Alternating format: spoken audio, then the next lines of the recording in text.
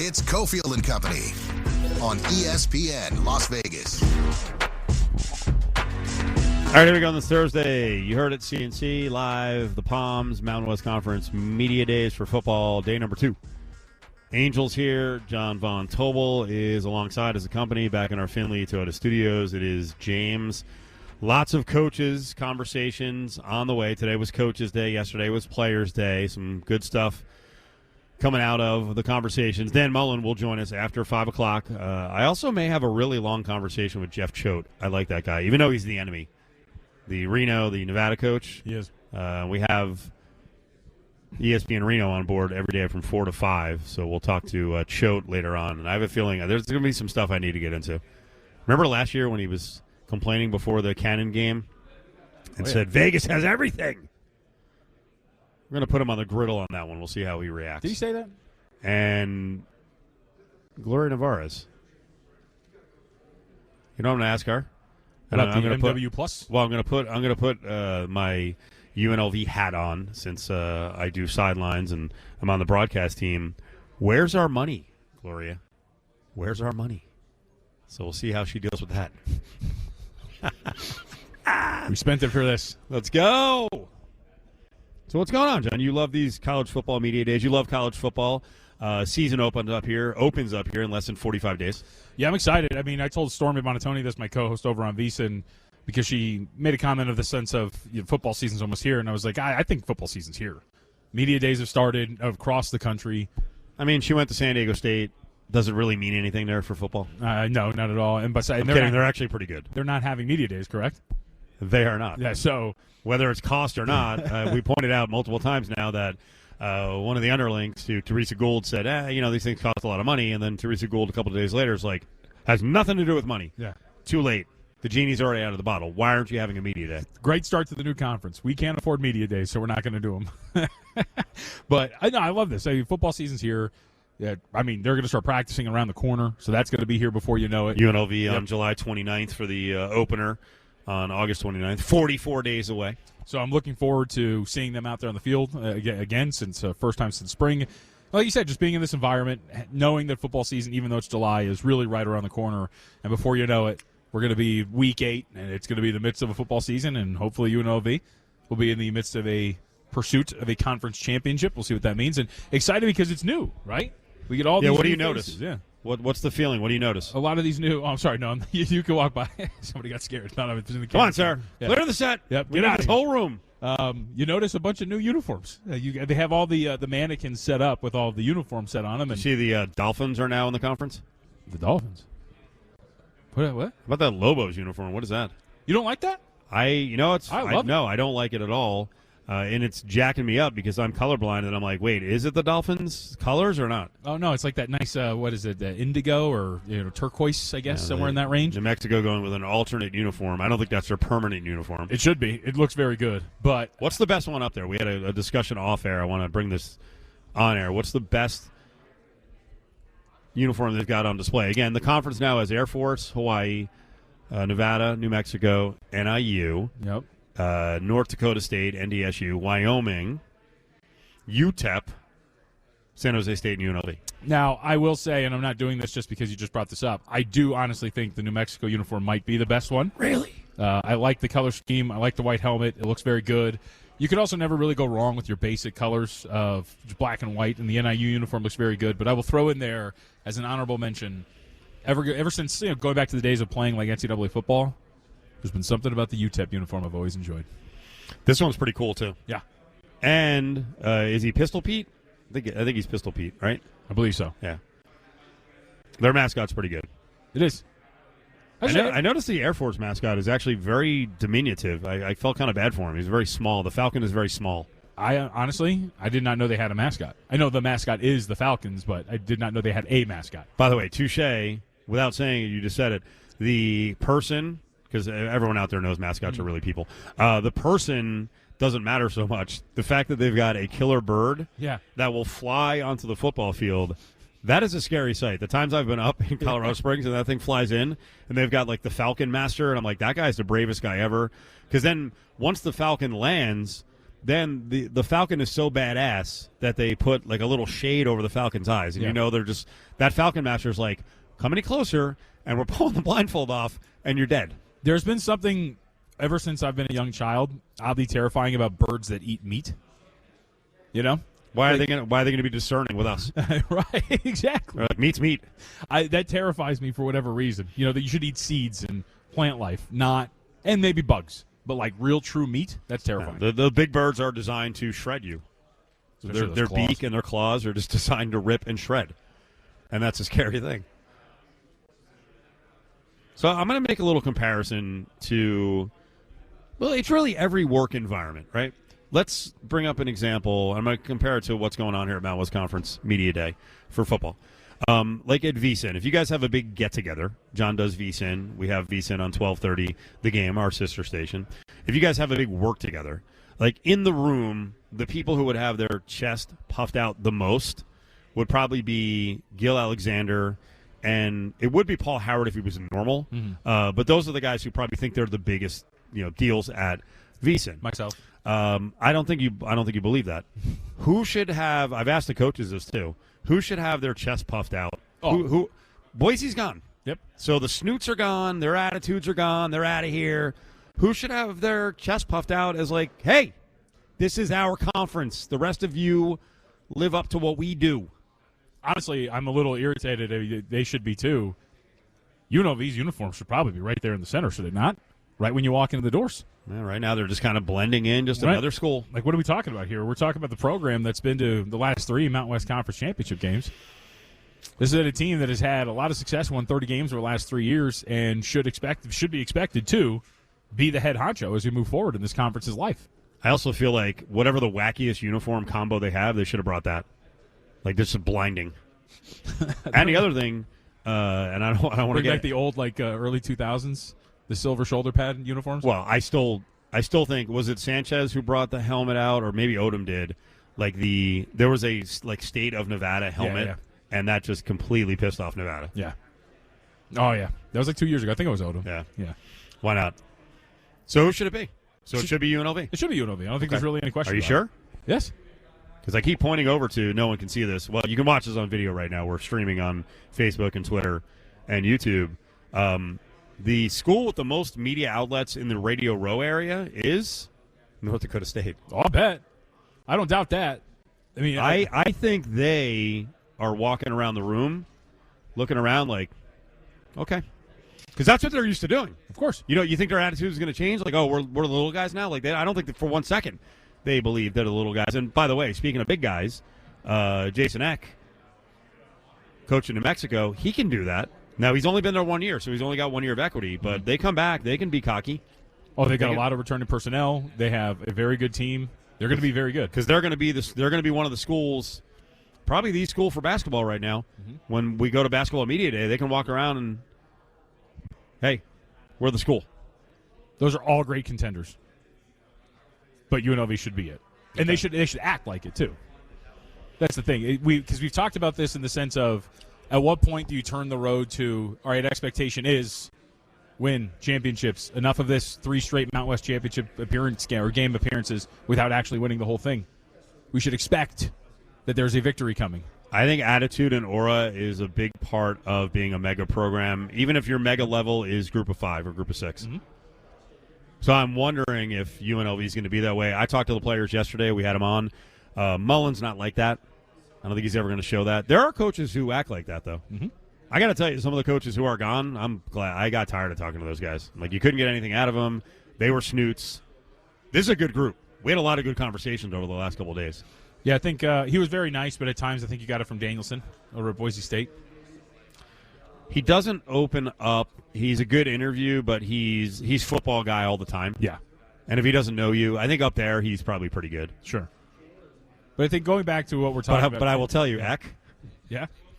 He's just a class clown. He was last year. I talked to him. We'll probably play the conversation tomorrow. I talked to him earlier, and he's just like, he's the loosest guy. I know he doesn't run the program like that, and he should have an attitude because they were freaking really good. And I thought back, that was one of the games that UNLV played last year where you were like, and Boise, has consistently, when you played Boise in the past, you kind of had the feeling like they thought they were going to win. At times, it almost looked like you thought they were going to win, not you, but the team. I don't think this guy messes around. Like he's a confident guy. He's very little. Jason Eck, and he's walking around right now. He's the big fella, played offensive line at Wisconsin, but he's got a confidence about him. But I like him because he's approachable. He's he's kind of light in terms of the comedy. He's not full of himself. But he believes they can win. That was the one. That was the one interview I was very bummed that I could not get in on. I'm sorry about that. And last year when they came in, like they took a 21-0 lead at Allegiant and just kept pounding. And even when UNLV took the lead, chunk plays, big runs, they were really good. I can't. This year is going to be freaking awesome in the Mountain West. I'm really excited. I mean, the powers at the top, and we should include we'll call them a fringe contender, but they should be very good. Hawaii. With a Vegas local pulling the trigger. And I think it's a four-headed monster at the top. I think Hawaii is with. Yep. I'm not so sure North Dakota State is yet. We're going to try to get Polasek, the head coach, on here. I don't know. I don't know what the jump is from FCS to FBS. Yeah, they were the best FCS. They didn't win the championship, but we're going to find out. Because they didn't have a chance to go to the portal. They didn't have a chance to recruit for this level. Oh, yeah. Now, they could come in and B-slap everyone. They might. I don't know. But or they could also struggle in certain areas and have certain positions where they're like, hey, we got to beef up or we got to get faster. It's also such a difference in expectation in the sense of, because I'm writing our Mountain West portion of our guide for VSiN, you go through their schedule last year, they closed as a 30-point favorite 6 times last year. They were running through a schedule that was not particularly daunting, and they can still be a very good program, but to your point, only about 5 starters coming back on offense. 3 of those are along the offensive line. So you're really rebuilding and trying to find out what you're doing at the skill positions while stepping up in competition. I don't doubt that they're going to be extremely competitive, but it is going to be different to make that big step up while also not being able to do the things like you're talking about, like all these other programs can do in terms of retooling in the transfer portal the way that UNLV did, for example. I don't have their schedule in front of me. I'm pretty sure they play Nevada late. They have. I mean, could we be waking up in November and they're 14 to 17-point favorites over Mountain West Conference teams? It depends on what you mean by late, October 17th. And it's actually a tough spot because it's a sandwich spot for them. They're at UNLV October 10th, home against Nevada, and then October 24th they're at New Mexico. That's the other part about, to your point about maybe like B-slapping everybody or maybe not. The schedule makers did them no favors. They make them play on the road against their road trips the are brutal. Competition. At UNLV, at New Mexico, at Hawaii. And it will throw in at Air Force because that's never – getting ready for an option and going on the road is 2 things that are very difficult to do. So I have no doubt they're going to be, I think, a really quality program for a long time. But I do think that those coin flip spots that and there's something to be said of, I don't know, is there something to be said of not being used to constantly playing coin flip spots every single week? That too. Lotus Summer Fun, we're giving away trips all summer long for America 250, domestic trips, America trips. This week's trip is a Mississippi River cruise. All you got to do is text in our keyword of the day, 364-1100, 702-364-1100. Keyword of the day, text it in, is flight. Flight, like an airline. Flight. Flight is the keyword of the day. Text it in, 702-364-1100.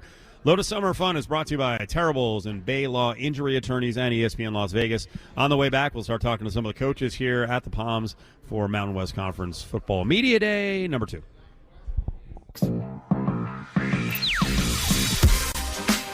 Now back to Cofield and Company on ESPN Las Vegas. All right, rolling on here, Mountain West Conference Media Day number 2, Palms Coaches Day. We're going to talk to Dan Mullen later, Jeff Choate later. Gloria Nevarez, the commissioner of the conference, is going to join us as well. We got a lot of questions about UNLV football. JVT especially does. John Von Tobel's here. It's Cofield. I want to switch to NBA and some notes from the last couple of days because Silver spoke over at the Summer League just a couple of days ago. I was there.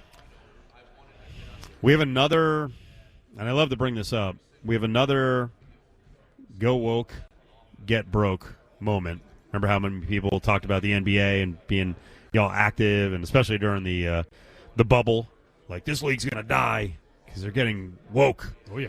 And year after year, the league continues to make more money, show more progress. They signed a set of TV deals that got them 11 years and $76 billion. Now they're expanding. The expansion cost is going to be upwards of $7 to $10 billion. Silver said the other day that, yes, you've heard publicly about some of the bids.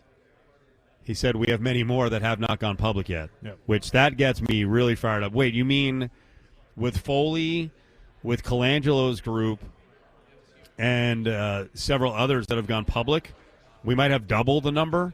Well, that's a league that's pretty freaking healthy. But I want to get back into Mountain West Conference football. Tim Polasek sits down with us from North Dakota State. Make sure you can hear us. You good over there? Okay, because we're like 1,000 feet away. We got a big set. That's John. Nice to meet you, Coach. I'm Steve.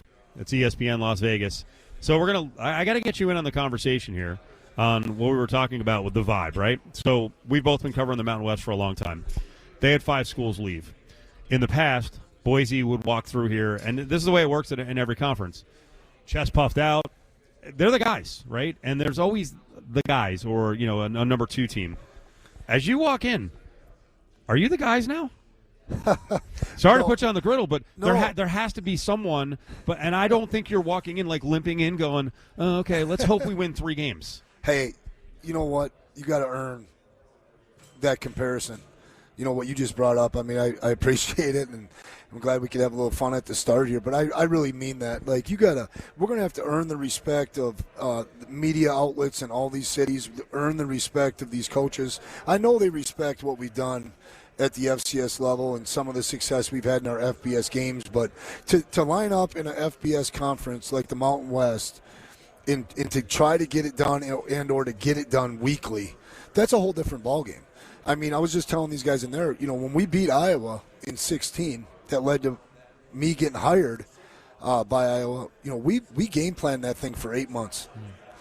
When we beat Colorado State back in 2012, and I don't even think that game was very competitive, that was a 8-month game plan. So I think you got to earn that right.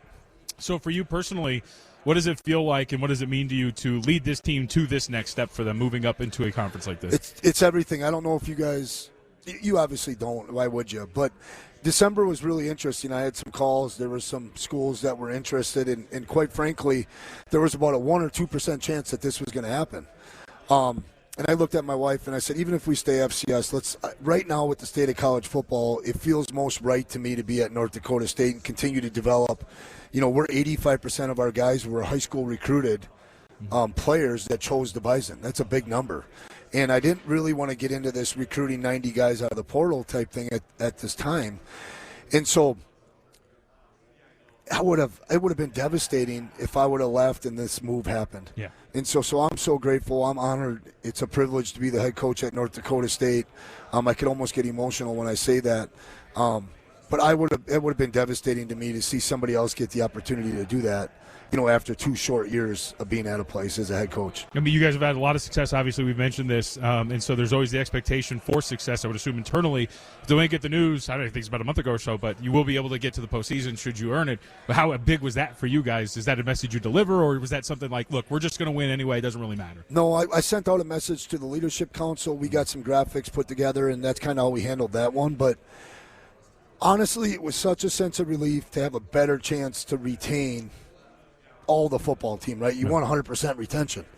And I just think it would have been really difficult for a senior or a junior to come back knowing they would have had 1 more year of not being playoff eligible. And then on top of that, the NCAA, the AFCA, Craig Bohl's doing some wonderful things right now. But how about this?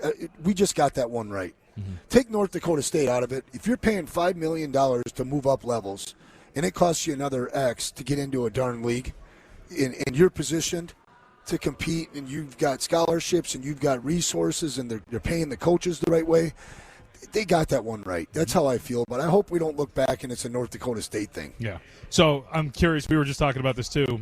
The schedule comes out. Mountain West did you no favors. You guys have some really tough road trips with some of the teams that are expected to compete. Is that a positive? Do you want to compete with the best? Like, how do you think? What do you think about these road trips you guys have to make? Well, we one of our sayings that's been in our program a long time is, bring on the competition anywhere, anytime. Why not?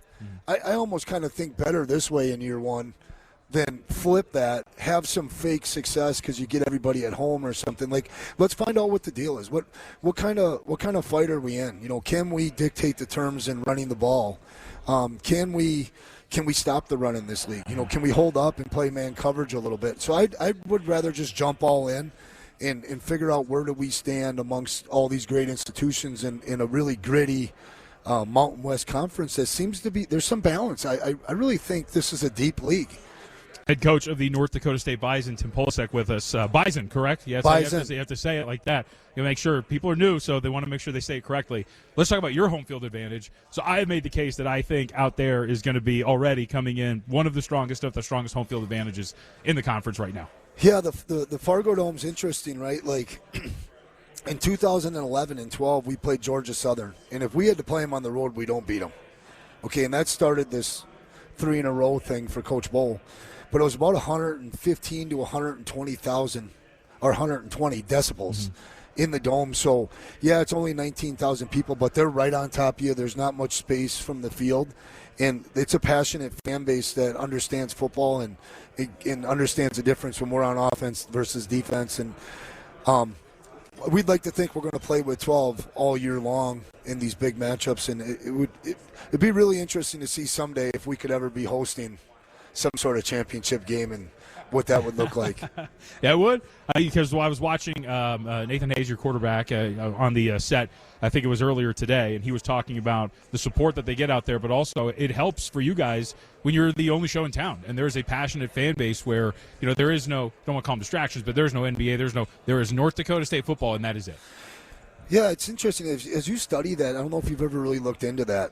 You know, but I think you're exactly right. We have a thing called eliminate distractions now. And I think for college kids and for students, you know, to really see success, the less distractions there are, the better. I mean, the community gets around them. There's plenty of things to do. College kids, you know, but football is a big deal, and our players value football, and our fan base does. So I think you're exactly spot on. So let's talk about your team. What kind of football are UNLV fans and Mountain West fans in general going to be seeing when they watch North Dakota State? Well, I think, number one, in order to be a winning outfit, and we've been fortunate that way, you know, you got to play good, clean, tough football. No matter how you look at it, you got to make your opponents line up and beat you. Okay, I'm saying a lot more than what I just said, but, you know, you got to take care of the football. You got to tackle great, and you got to respect the basics of the fundamentals. We've done that at a high level. You're going to see a group of guys that plays hard for each other. The brotherhood and the Bison pride that's in our program, that's been in our program, that's how we refer to our culture as Bison pride. It's awesome, and I really like our specialists and our special teams, and I think our guys are going to value. I actually think, in a funny way, how we handle travel and how we play on special teams are two like kind of factors that nobody's going to want to talk about that could really dictate our success in this league. Tim Polasek, North Dakota State, is here with us with Cofield and Company. That's funny. You're the first one. I'm not saying the other coaches don't care about special teams, because they do. I know Dan Mullen does, because they practice it a lot. But you're the first guy to bring it up. But it's such a big X factor. Can I go back to the beginning of the conversation in talking about you guys joining the conference? I heard from some North Dakota State fans and some media people that the winning was at such a high level that there were fans there who were like, you know, this is getting kind of boring, which that's a special thing. Do you think the fans kind of needed this challenge, this reset, to maybe even up the funding even more? Say, hey, we got a new challenge here. Now we can, you know, maybe we can do what James Madison did or other schools did, and Mount West is a place to do it. Yeah, it feels a lot like 2011 and 2012 to me, like I mentioned before. I mean, it was hard to get a ticket. There was 28,000 people out tailgating, and only 19,000 were getting in. And it feels like that right now. I agree with that, and I never would take a shot. Our fans, especially the loyalists, man, they show up and they give it their all for 60 minutes. But it sure started feeling – I mean, Illinois State was a damn good football team last year, and we played them in the regular season. It was a close game. And I told our fan base, we need you. And only I think 13,800 or 14,000 showed up for a second-round playoff game. And they had all had their tickets. They all had their tickets to Nashville. And so I just think, yes, I think the answer is just clearly yes, that they're waiting for something new, and they've been fighting for this. We got to wrap because I know you got to go, and thank you for carving out some extra time for us just for ESPN Las Vegas. Tim Polasek is with us, North Dakota State. How do you think fans are going to travel? I don't mean the mode, but how big are these crowds going to be from Bison fans? Because you have Hawaii, which that's a crazy trip. I said as soon as you join the conference, I expect there to be 6,000 to 8,000 at a minimum at Allegiant, and it's kind of a call to all the Rebel fans here that you better show up for that game because they're going to show up. They'll be at UNLV, and I told somebody on the shorter side of that, I'd be shocked if it wasn't 4,500 at least. We traveled like 1,500 down to the Citadel this year, and our fans will show up. And in the reason for that is it's a very blue collar area, but there's people that do well up there, and I think that they're excited about Colorado Springs. I think they're excited about the New Mexico trip. I think they're excited about UNLV. I think they're excited about Wyoming in a year, San Jose, Hawaii. It seems. Our fans, I'm like, guys, are you excited about our home schedule? That's what I'm concerned with. But they're going to travel well, and they're going to be into it. And they're really respectful people. I think it'll add a lot to the college environment wherever we're playing. We appreciate it. Like I said, I know you carved out some extra time here at the end of all the media responsibilities. Thank you so much. Yeah, thank you guys. Appreciate it. And we're fired up. North Dakota State is in the conference. We'll get back to some of the stories of the day aside from NDSU. We'll talk to Dan Mullen after 5 o'clock. Now back to Cofield and Company on ESPN Las Vegas. That was a good job by Tim Polasek, North Dakota State football head coach, with JVT and Cofield. As he sat down, I basically told him, or said to him, hey, you're the favorite. He's like, okay, relax. We can have some fun, but relax. But I know they certainly didn't move to this level because they don't believe they're going to be very good in this conference. Sure. They're going to be good.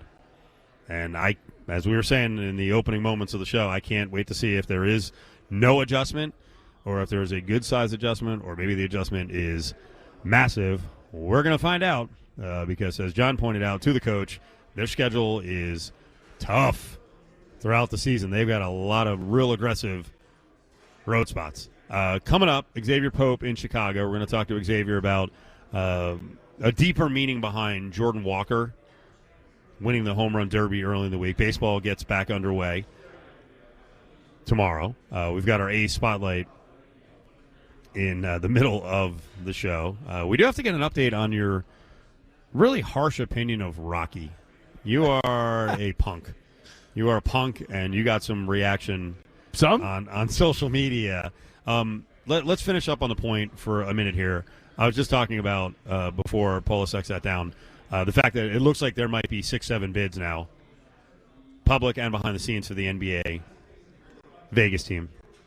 That's incredible to hear. I cannot wait to find out who the competition is, and it's going to be really interesting if we're talking about someone like a Tom Dundon, who's a private equity person, because so far the groups that are interested have a face on the group. Yes, and I want to add some context to that quote because he was asked in the sense of, hey, I'm paraphrasing here, there's only been one public Seattle bidder. Does that mean that there's really only one? To which Silver responded, just because we haven't publicly announced or they have not does not mean that there are not people involved in Seattle for sure. Well, it's important on Seattle because I was asking a couple days ago, I'm like, is anyone stepping up in Seattle? I guess people don't feel like they need to go public. So what's the point? Between the two markets, it looks like they've got plenty of bidders. I mean, look at what happened with the Jacks, right? In all honesty, there's really nothing that you can do as a group. If you had a group, if you, me, and Angel, if we had a group together, there's no real benefit to going public. It's not going to help you in any regard. And if anything, something stupid's going to happen where people are just going to freak out and misconstrue the name of your group, the Las Vegas Jacks, as the team name, and then cause a somewhat negative conversation around it. So I think it makes sense. Coming up next, we'll talk to Exavier Pope because aside from the story with the home run derby, he's also not happy with Adam Silver. Who's not happy with Silver? Come on, EP. Now back to Cofield and Company on ESPN Las Vegas.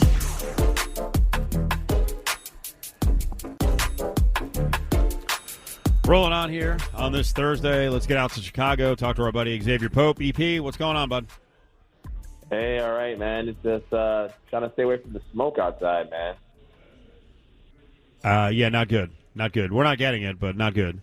No doubt. Canada. John and I kind of poo-pooed the home run derby because neither one of us watched it. And Jordan Walker winning is really cool because he's a guy who's really arrived in a big way in St. Louis. And I kind of didn't even pick up on the angle that Walker mentioned after winning the home run derby. I thought that was really cool as he stood up and certainly spoke. And I'm not saying it's a cause, but talked about the need for more involvement from everyone around the country in baseball, especially black kids. Yeah, man, I think that's great. I mean, I was there in Vegas a few years ago when I was once contributed for Forbes Sports Business to write an article about the state of African Americans baseball, and had a chance to interview Derek Jeter, talk to the late Henry Aaron, and so had a lot of different conversations in and around baseball, and that was the consensus was that there needed to be more African Americans in baseball. I mean, I remember as a kid, you had the St. Louis Cardinals in the 80s. That first three guys out the lineup, they're all African American baseball players, and so to see someone get a home run derby and use that as a platform to speak for African Americans in the sport, I think that's important. Yeah, a brilliant dude. I didn't know his background. I guess there was a good chance if he didn't go to not to Major League Baseball, but to the minors, he was going to go to Duke. I forget where his parents went. I think one went to MIT, but a highly educated kid. And listen, we talk about it in the NBA, Exavier, that over the last 5-6 years, things have changed in the NBA. There's not a lot of activism. I don't know if this is activism, but there are athletes who are kind of afraid to speak out on certain topics, and I'm glad Walker stood up there and took a stand. Yeah, I think that's important too. And I think what the biggest thing we didn't see much pushback from the brosphere in regards to something he said. When seemingly everything that someone says to highlight racial disparity in any area is then labeled being woke, and so and disparaged. Like, we don't see what's right there in front of our faces. And so I think that, to me, is the biggest surprise out of what happened. One of the real standard bearers for a long time, and, when he spoke, it really meant something. He didn't speak all the time, but, back in the day was Kareem Abdul-Jabbar, and I saw that Kareem spoke about Caitlin Clark. These are always very dangerous territories, waters to wade into, and said Clark is very good, possibly even a great player, but it is an insult to an awful lot of great players to say that someone is the face of the league. What do you think about what Kareem said about Caitlin Clark? And I wonder what the Caitlin Clark Army will do now. Yeah, I think that Kareem is right in saying that why does she have to be the face of the league when she hasn't won anything? I think that her team even went far along and she wasn't there during that run, and she was injured at the time. And so I think just from a purely basketball standpoint, I think he had a really strong point to say that.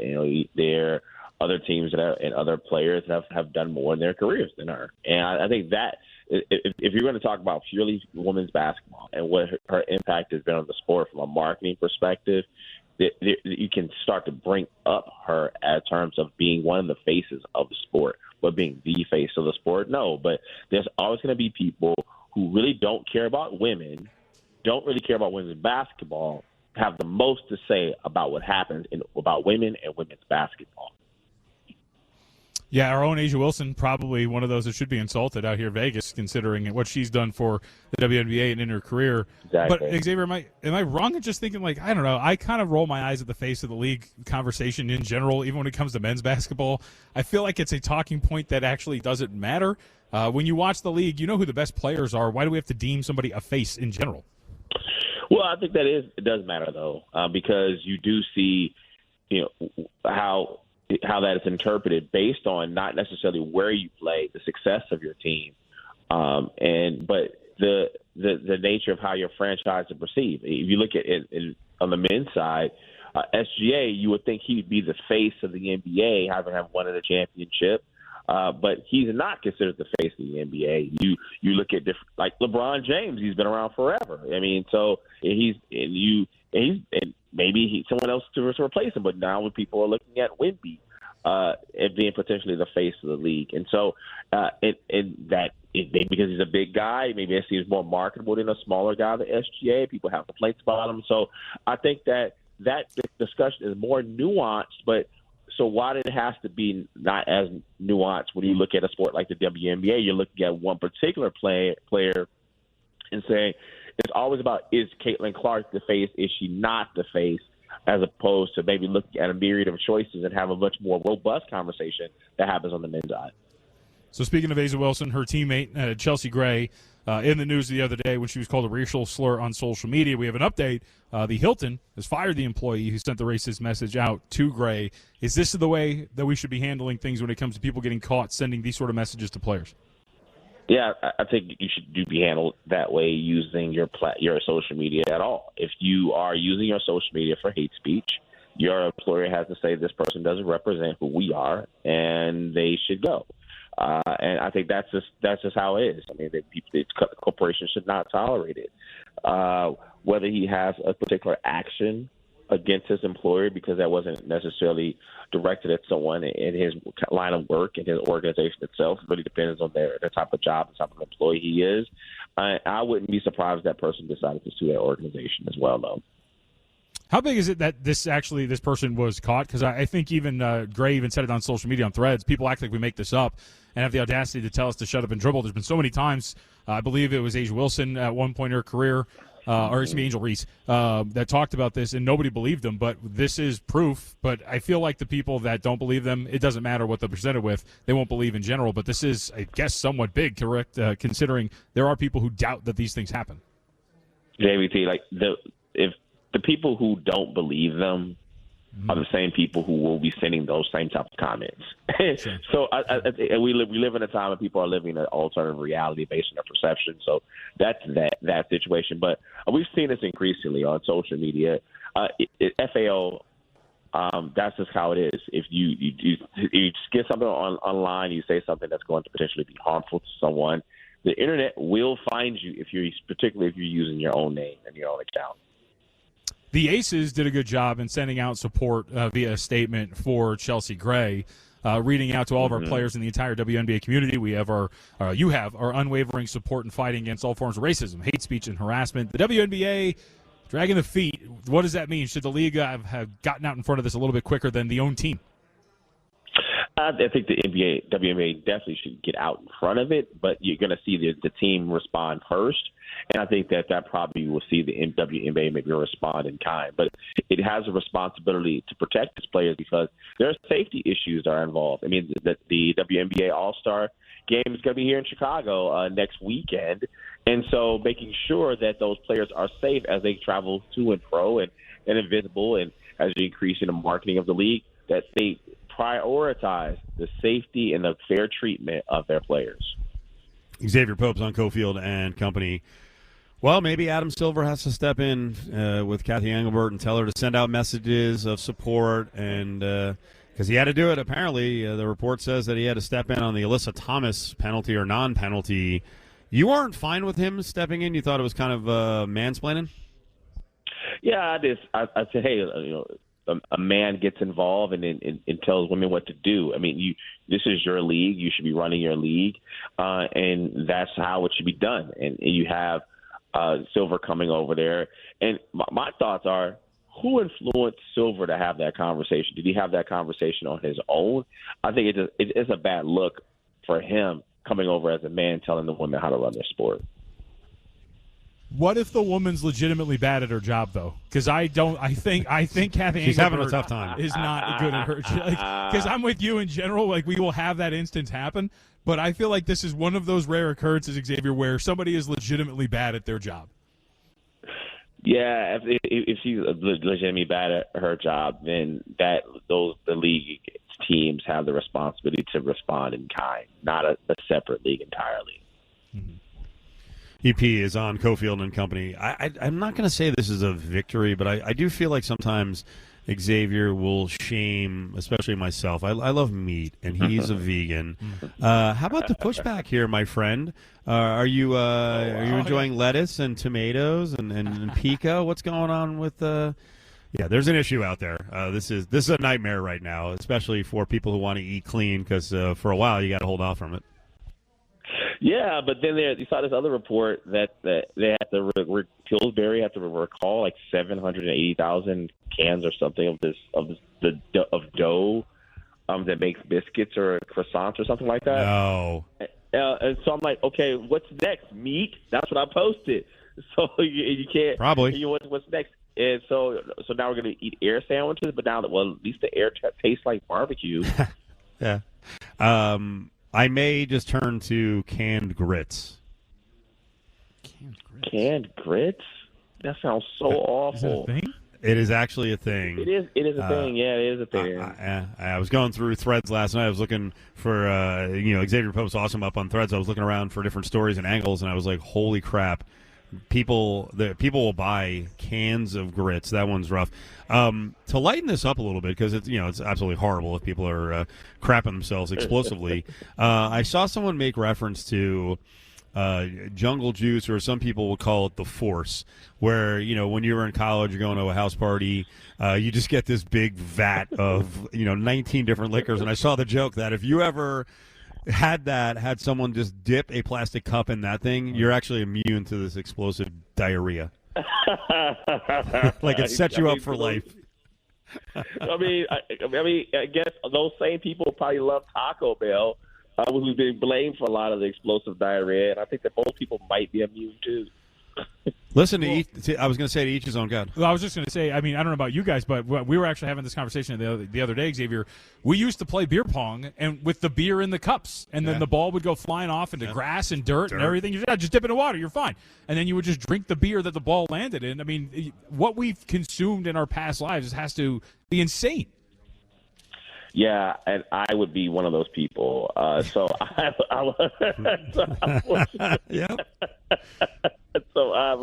I consume many unquestionable things in college. I think that. Well, to each his own on taste and style and choice of food. I think I misread this, but essentially, did you go on Threads and say you're in favor of the Belichick hoodie? Are you doing hoodies with the cutoff sleeves now? Well, I think you have to have the right body for it. I don't think Kelly looks really that great in it. Yeah, I think if you got to be kind of in shape, kind of look like you would actually use it to do the actual workout itself. Yeah, I see. There are also people that are wearing the wrestling outfits and going outside. I've commented on that on Threads.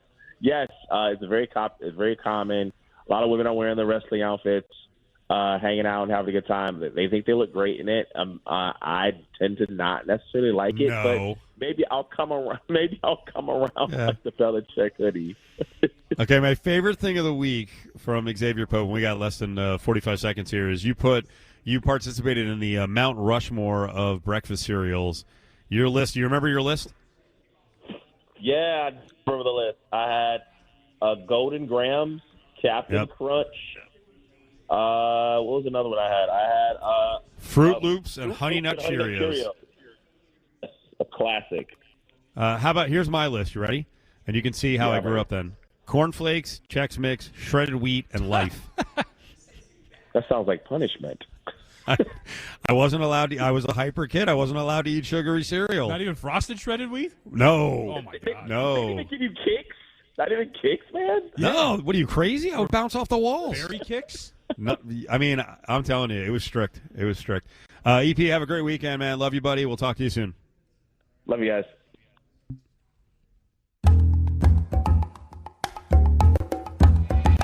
It's Cofield and Company on ESPN Las Vegas and ESPN Reno.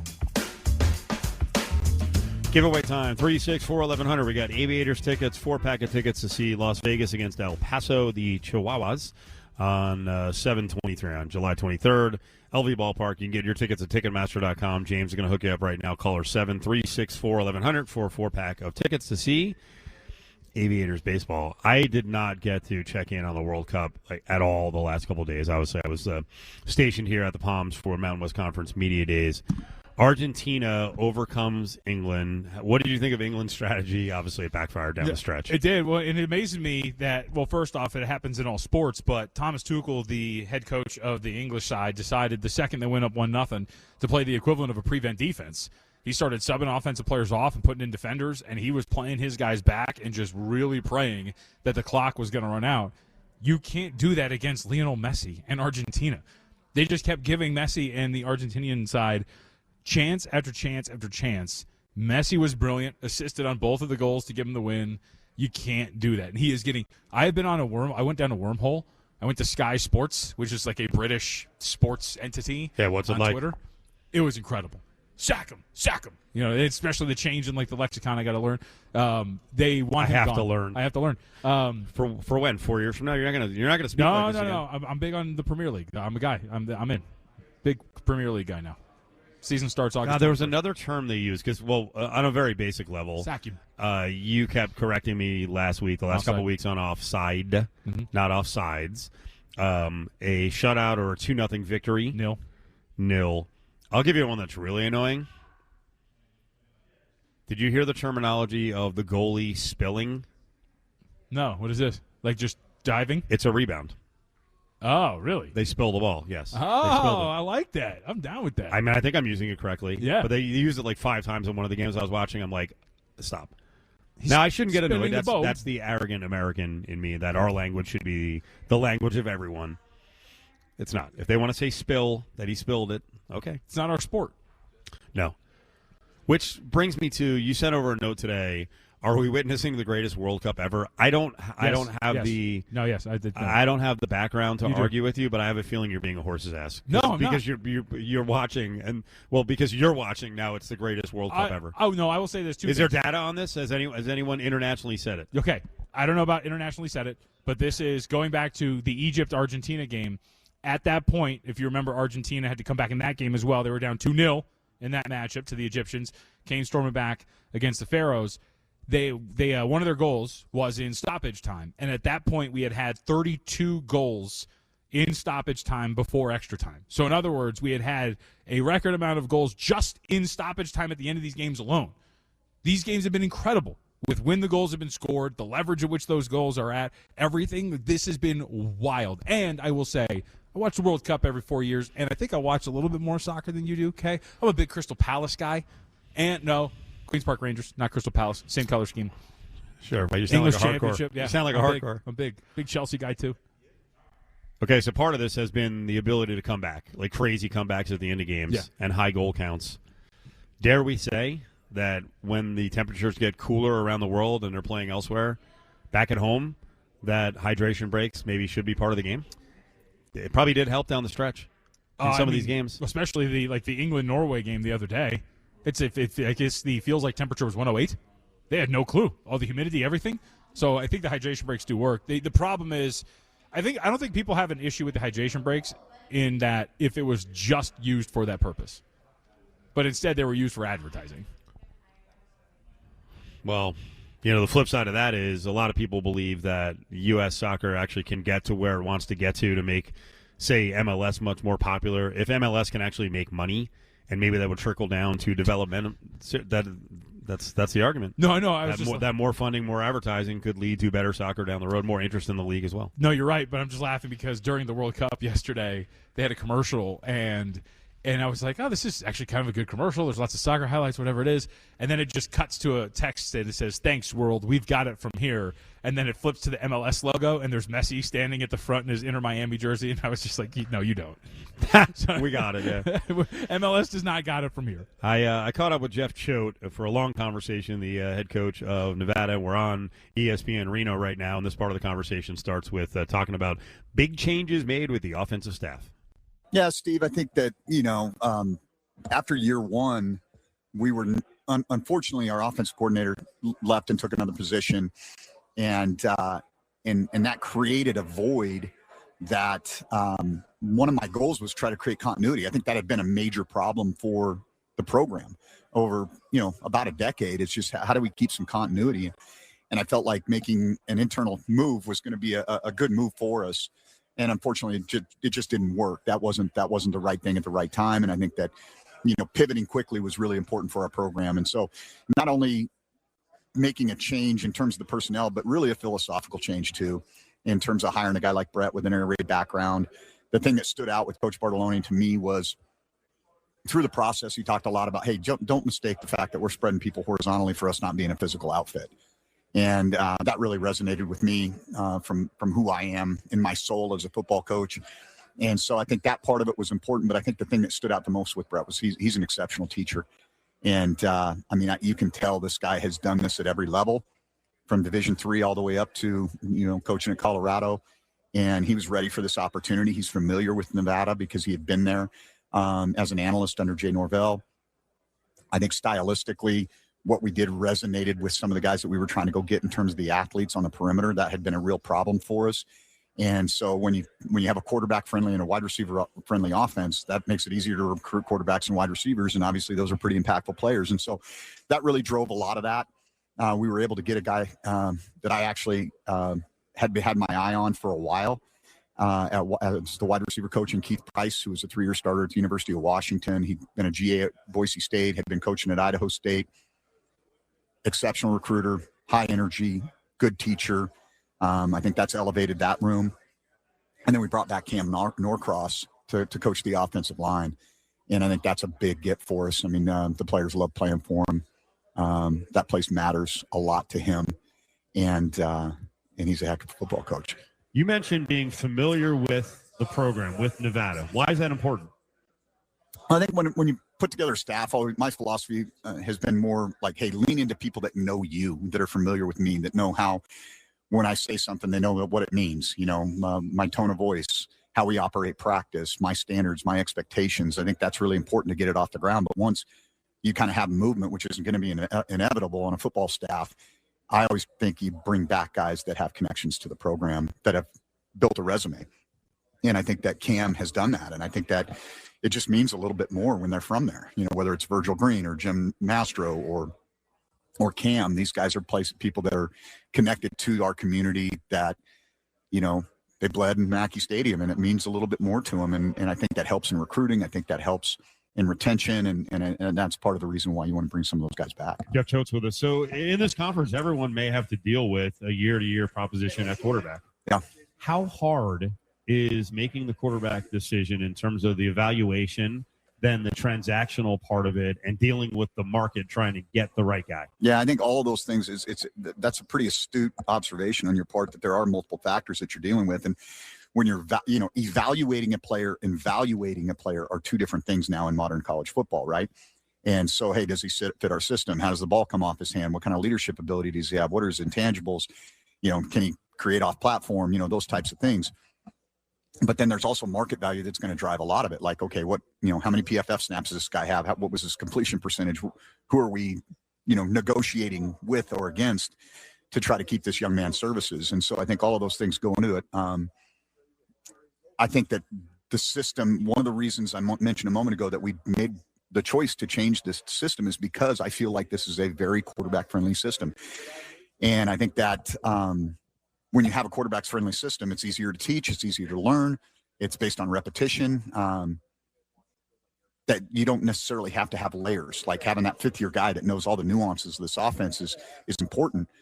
But in our situation, as you mentioned a moment ago, whether it's at UNLV or whether it's our place, hey, you're going to maybe get one shot. If he blows it out of the water, he's going to have opportunities to go elsewhere. So we've got to be able to have that system that is simple enough for these guys to operate and showcase their talents and abilities. And then you go back to the evaluation, all right, did we get the right guy?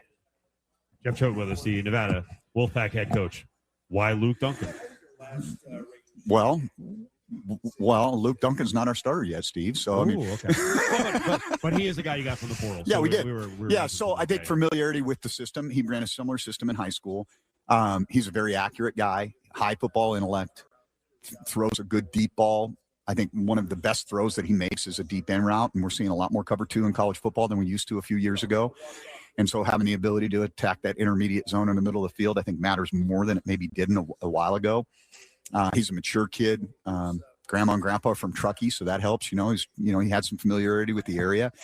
And I think that it's going to be, the first 2 weeks are going to be very impactful with Carter and Luke to see who ends up being the guy that's going to run the show. How does Carter win the job? Consistency. Don't turn the ball over. I mean, that was the Achilles heel a year ago, right? And I think he's also got to be more willing to tuck it and go. I think he's got the ability to break defenses down with his legs. And if he'll embrace that part of his game, I think that can be a real positive for us. One of my favorite topics to talk about in the state of Nevada, we're talking to Jeff Choate here at Mountain West Conference Media Days, are the challenges, I'll say, that both programs face. UNLV faces less than you guys. I still think funding on the state level stinks, and I think I said this to you last year, and I'm the broken record on this, that our public servants need to be more concerned with funding both of the schools. But you made a really big deal the week of the Cannon game about how they got everything down here. They got everything down here. So explain that case where you get frustrated because Nevada doesn't have the resources sometimes that you think they should have. No, UNLV may. I want to make sure that I'm being quoted correctly. First of all, Steve, okay, I didn't say they had everything. I said I don't think that it's equitable that there's this much of a disparity between what is available in Vegas versus what's available in Reno. And so I think part of my job as a change agent, which really that's what I see my role as at the University of Nevada as the football coach, is I'm trying to change the culture. I'm trying to change the program and push it into a place where it can be viewed in a light that we all want it to be viewed in. And part of that is ruffling feathers. Part of that is making sure that people understand some of the challenges. It's not complaining. That's not my style. But I do think that pointing things out, people may not know that, they may not have been in the Fertitta Center. They may not have been to the Allegiant Stadium. They may not look at the books and say, this is what the state funding is for football for UNLV versus the University of Nevada. And I think that that's a part of getting to an equal playing field, which candidly is best for all of Nevada, right? Like, it's not good for Nevada to be up here and UNLV to be down here, or vice versa. I mean, I think we want both of these institutions to be competing for championships and representing our state in a first-class way.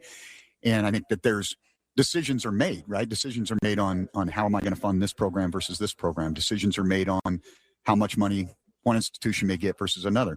My job is to make my case to fund our program at the best level that we can. And I don't think I'd be doing my job if I didn't point those things out. And again, I don't see that as, woe is me or anything like that. It says, like, I want to compete for championships too. And I know what it takes. I know what it looks like. I've been to those places. Yeah, sometimes I hear that from coaches and I think, hey, that is woe is me. And then I reset and I'm like, wait a second. They're also, to fine tune this, they're also talking to their own community. That's exactly who I'm talking to. Exactly. So you have to tell people, hey, this is the advantage. You have to step up. But you have to. It's a fine line because you got to do it delicately without insulting people. But you got to get the message out. Yeah, we need help. Let's go. And that's I do see that as part of my role. I've got, like anybody would, you want to advocate for your area of responsibility. I mean, I know that when President Sandoval meets with the dean of the business school, his job is to advocate for what he feels like he needs to make that the best business school in the state, best business school in the region. And I feel like my responsibility is no different as the head football coach. It's Cofield and Company on ESPN Las Vegas and ESPN Reno.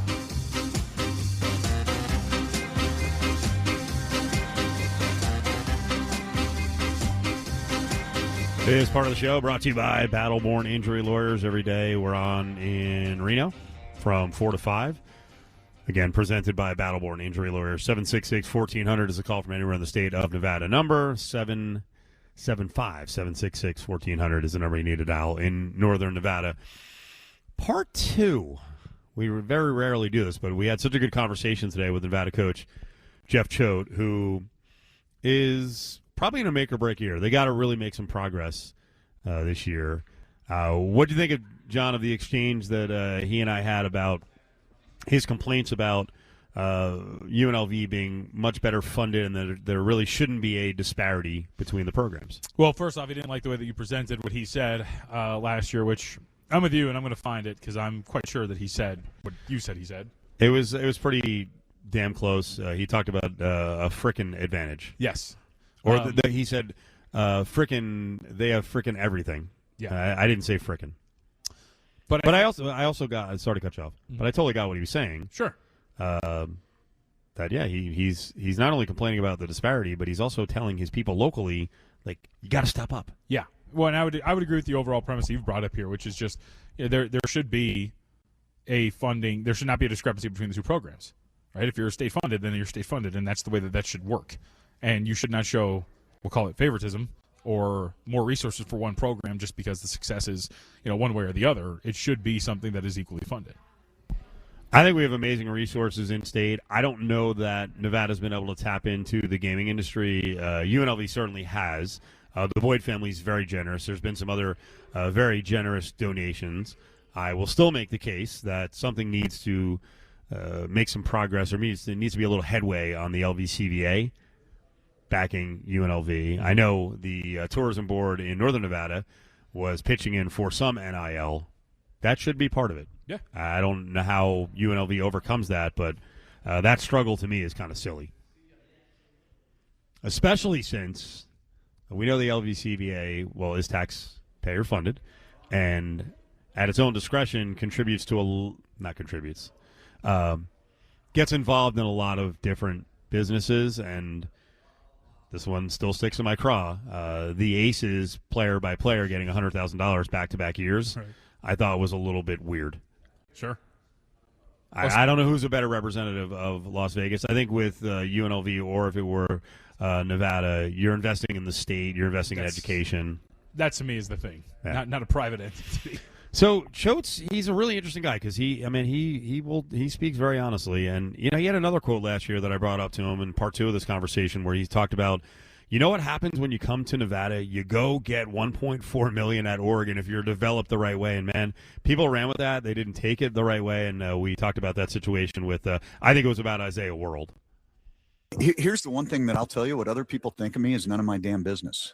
Like I have a job to do, and that's to coach the University of Nevada's football team. And I'm not too concerned about what people think of me on social media. I think people who know me, their opinion of me is what matters to me. And so what I was doing was drawing a parallel between the scenario that you talked about with one of our young men that transferred to a Power 5 place. And I think that the actual question was, what's the recruiting pitch at the University of Nevada? And I think that is a part of it. Like, hey, look, I'm not going to try to twist your arm and hold you back. I want to help you achieve your goals.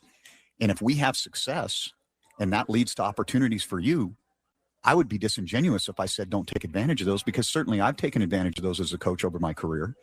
And so I think it's a realistic way to look at it. But I also think that if you're, leaning into being a developmental program, everybody kind of quotes them, say, hey, we're a developmental program. Well, what does that really look like? Well, developing a player means getting him to his highest potential. And if the highest potential means he's going to get an opportunity to play in the NFL, or his highest potential means that he's going to be able to get generational wealth from playing college football, and that's what that individual wants to do, that's great. But in the process, a lot of times, if it's the right kid, if we've done our job and we've evaluated them right, and we've got the right fit for us at Nevada, the development that they are getting, not just on the field, but holistically, coupled with the relationships and the authenticity, you see guys like Dylan LaBarbera that says, hey, you know what, Nevada's my place. Zach and Jack, Nevada's my place. And you can lean into that, because the one thing that I can tell you is that there's no guarantee transferring to another institution is going to equal success. It might mean a few more bucks, but it's not going to necessarily equate to you being a starter or being an NFL draft pick. Okay. Sometimes the known commodity is your best option, because you're going to be showcased. You're going to be utilized in a way that's going to best amplify your talents. And so I see both sides of this, but I don't shy away from understanding that players have mobility opportunities now. Jeff Choate is with us here on ESPN Reno, ESPN Las Vegas. You're kind of in the same boat. You could move on, be a coordinator, go to Power 4. Maybe your life would be easier. Chip Kelly made that decision a few years ago. Brennan Marion, you faced Sac State last year. He made that decision. Did you have decisions to make in the offseason about sticking it out, or just going, I'm going to take more money, I'm going to go somewhere else, my life will be easier? I think that I've been fortunate enough in this profession to build a reputation as a guy that can help an organization be better. And so, yes, I did have some opportunities. None of those appealed to me because my work is not done at Nevada. And I feel like that's, my job is to build something here that's sustainable. And I have an obligation to this institution. I have an obligation to this community. I have an obligation to the staff, and I have an obligation to the players that we recruited. And I take that obligation seriously. If Nevada gets to a place where everything's hunky-dory and we're winning championships and there's an opportunity that's the right one for me, maybe I'll look at it, maybe I won't. But I also might find out that living in Reno is pretty awesome. And I've enjoyed the community tremendously. You mentioned Dylan, one of the leaders on your defense. I got to sit down with him yesterday. Very impressive kid. Absolutely came off as a Northern Nevada, Northern California guy. He explained his reasons that he likes the program. Why is he a guy that you want to build around on defense, aside from his play on the field? Well, I think, what you're really looking for is you want to have guys that are living embodiments of your culture, right? And toughness, team-centeredness, competitive. Like, those are the things that you're really looking for when, and people may use different words, but I think that we're going to land about the same place on that. And I see Dylan as a living embodiment of the culture that we want to build here. And I think that he's the heart and soul of our defense, and he's one of the hardest working guys in our program. He performs at a really high level. He's low ego, high output. He's everything that you want to be around. Like he's a team guy. He doesn't make it about himself. In fact, he kind of shies away from that. Doing this was out of his comfort zone coming to media days, and I think it was a really good experience for him. But what I love about him the most, he's a dog, man. Like, he is a competitive guy, and he is his best when his best is needed. That defense needs to get more turnovers. How do you teach that? Or is it cyclical year to year? Yeah, I think that sometimes, one of the things that we did in the offseason last year was we shifted to a little bit more match coverage. We felt like playing a little tighter coverage was going to be more beneficial for us. One of the downsides of playing match coverage is your eyes aren't on the ball. When you're playing zone or you're playing vision, you have the opportunity to see the ball come off the quarterback's hands, break on it a little bit more consistently. And so you might have more PBUs than interceptions. We've got to be better at attacking the football in general, whether that's the quarterback in the pocket, whether that's the running back. That's an area where we've got to improve. And I think that one of the things that happened to us that is a little bit of a kind of a statistical anomalies. We turned the ball over a ton, and we did it a lot on the opponent's end of the field. And so playing on those short fields, the opportunities for long drives, turnovers don't present themselves as much. We played really, really good red zone defense, but the field was shortened. So the drives are shorter, fewer plays, fewer opportunities, those types of things. And stylistically, what an offense is going to perhaps do when the field is shorter. So I think that might have been one of the things that happened. I know we did start to tick it up at the end of the year, and hopefully that'll carry over into the season. I need to lean on you about the new look of the conference. So North Dakota State is in. You came from that world in the past, FCS. You guys are not picked at the top of the conference. North Dakota State, I'm pointing to their radio outlets. They're picked at the top of the conference. What is the jump from FCS to FBS? They're just going to walk in here and compete for a title? Well, I mean, hey, James Madison made a pretty good transition. Appalachian State made a pretty good transition. Programs that are funded that are traditionally powerhouse programs that have good culture and good coaching, like a place like North Dakota State does, I think definitely, are poised to have early success. And so I think that's something that, it's a tough place to play. I think their schedule is a good schedule because they have a balance of some of the games that they had already scheduled with FCS opponents as well as the league schedule. And so I think there's a lot of things that lean into, hey, look, how can you not bet against the Bison? I mean, look what they've done historically. And from a media standpoint, I can see how that would be, kind of a shiny new toy. Jeff Choate with us. All right, last couple things. Give me the vibe in Reno in terms of the sports community and funding, not just for you guys, but in general. There's arena projects, there's stadium projects. What's going on with you in terms of facilities? Like, how does it feel right now? Well, we accomplished something that took decades to get done with the leadership of Brian Sandoval and Stephanie Rim. And we're, I think, about 2.5, 3 months away from moving into an indoor and a renovated practice facility, which we needed. And I think that was something that, when you can put a bullseye on something, you can knock it down, that means you can go to the next project. And the next project has got to be something in Mackey. And, we put an RFP out for South End Zone Complex that, we're in the beginning stages of talking to architects about. I know there's plans to, our soccer team needs their own space. I know that's something that our athletic department and our academic leadership as well are working on. Getting the track out of Mackey, doing something with the North End Zone. There's a lot of things that we have going on right now. And I think that this is a good time to do that. Because we create some momentum by getting this facility that's going to benefit so many people on our campus, our students, obviously our athletes. It's going to kind of anchor. It's a beautiful facility. It's going to kind of anchor that north end of campus. And then now we kind of turn our attention to Mackey. We've got the GSR Arena where our men's basketball team is going to be playing is being built right now. And so there's a lot of really exciting things going on from that perspective. Good deal. Good luck this season, and we'll see you at the end of the year. Awesome. Thanks, Steve.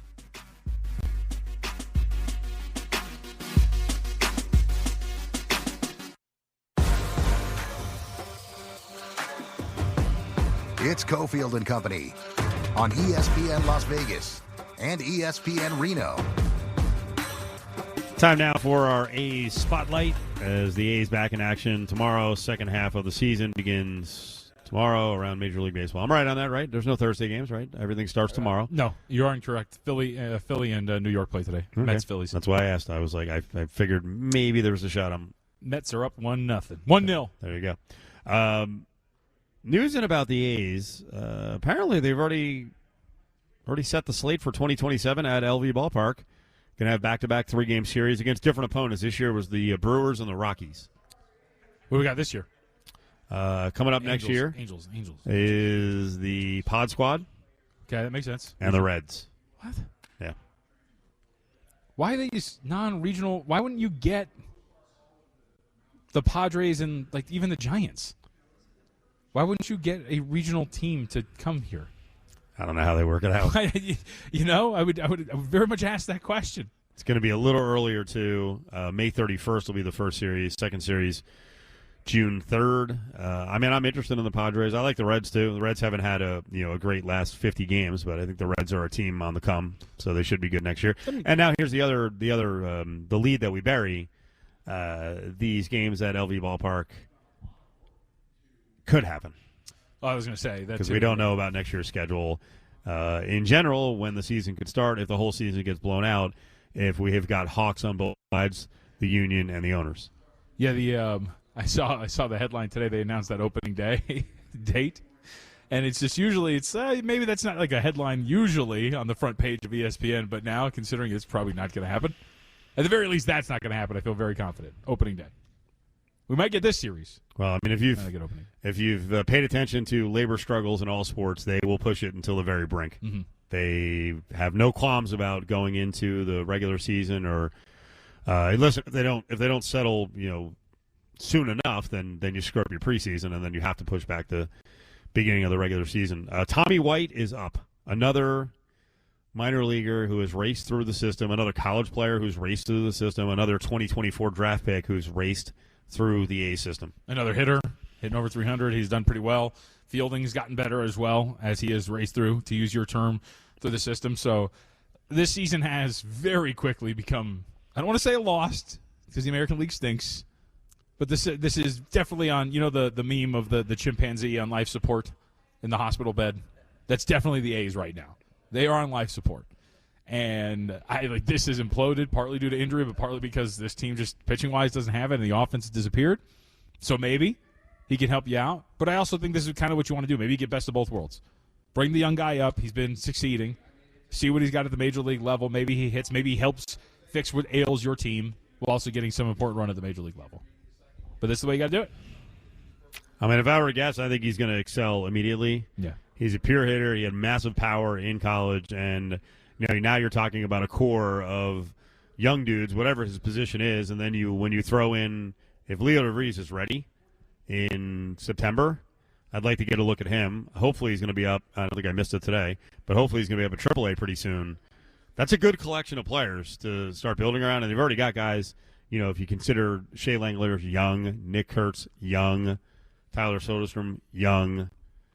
When you're talking about another 4 or 5 hitters added to the mix, I still think, whether it's here or somewhere else, that Denzel Clark is going to be an A-plus defender and an above-average offensive player. How much of this is shopping your wares in the sense of, hey, everybody, look, here's Tommy White, and we're bringing it up to the major league level. That too. And hopefully he hits pretty well. And I know there's 2 weeks till the trade deadline, but maybe even in the offseason you could ship him off to get something. But maybe this is part of the putting him in the window for everybody to see.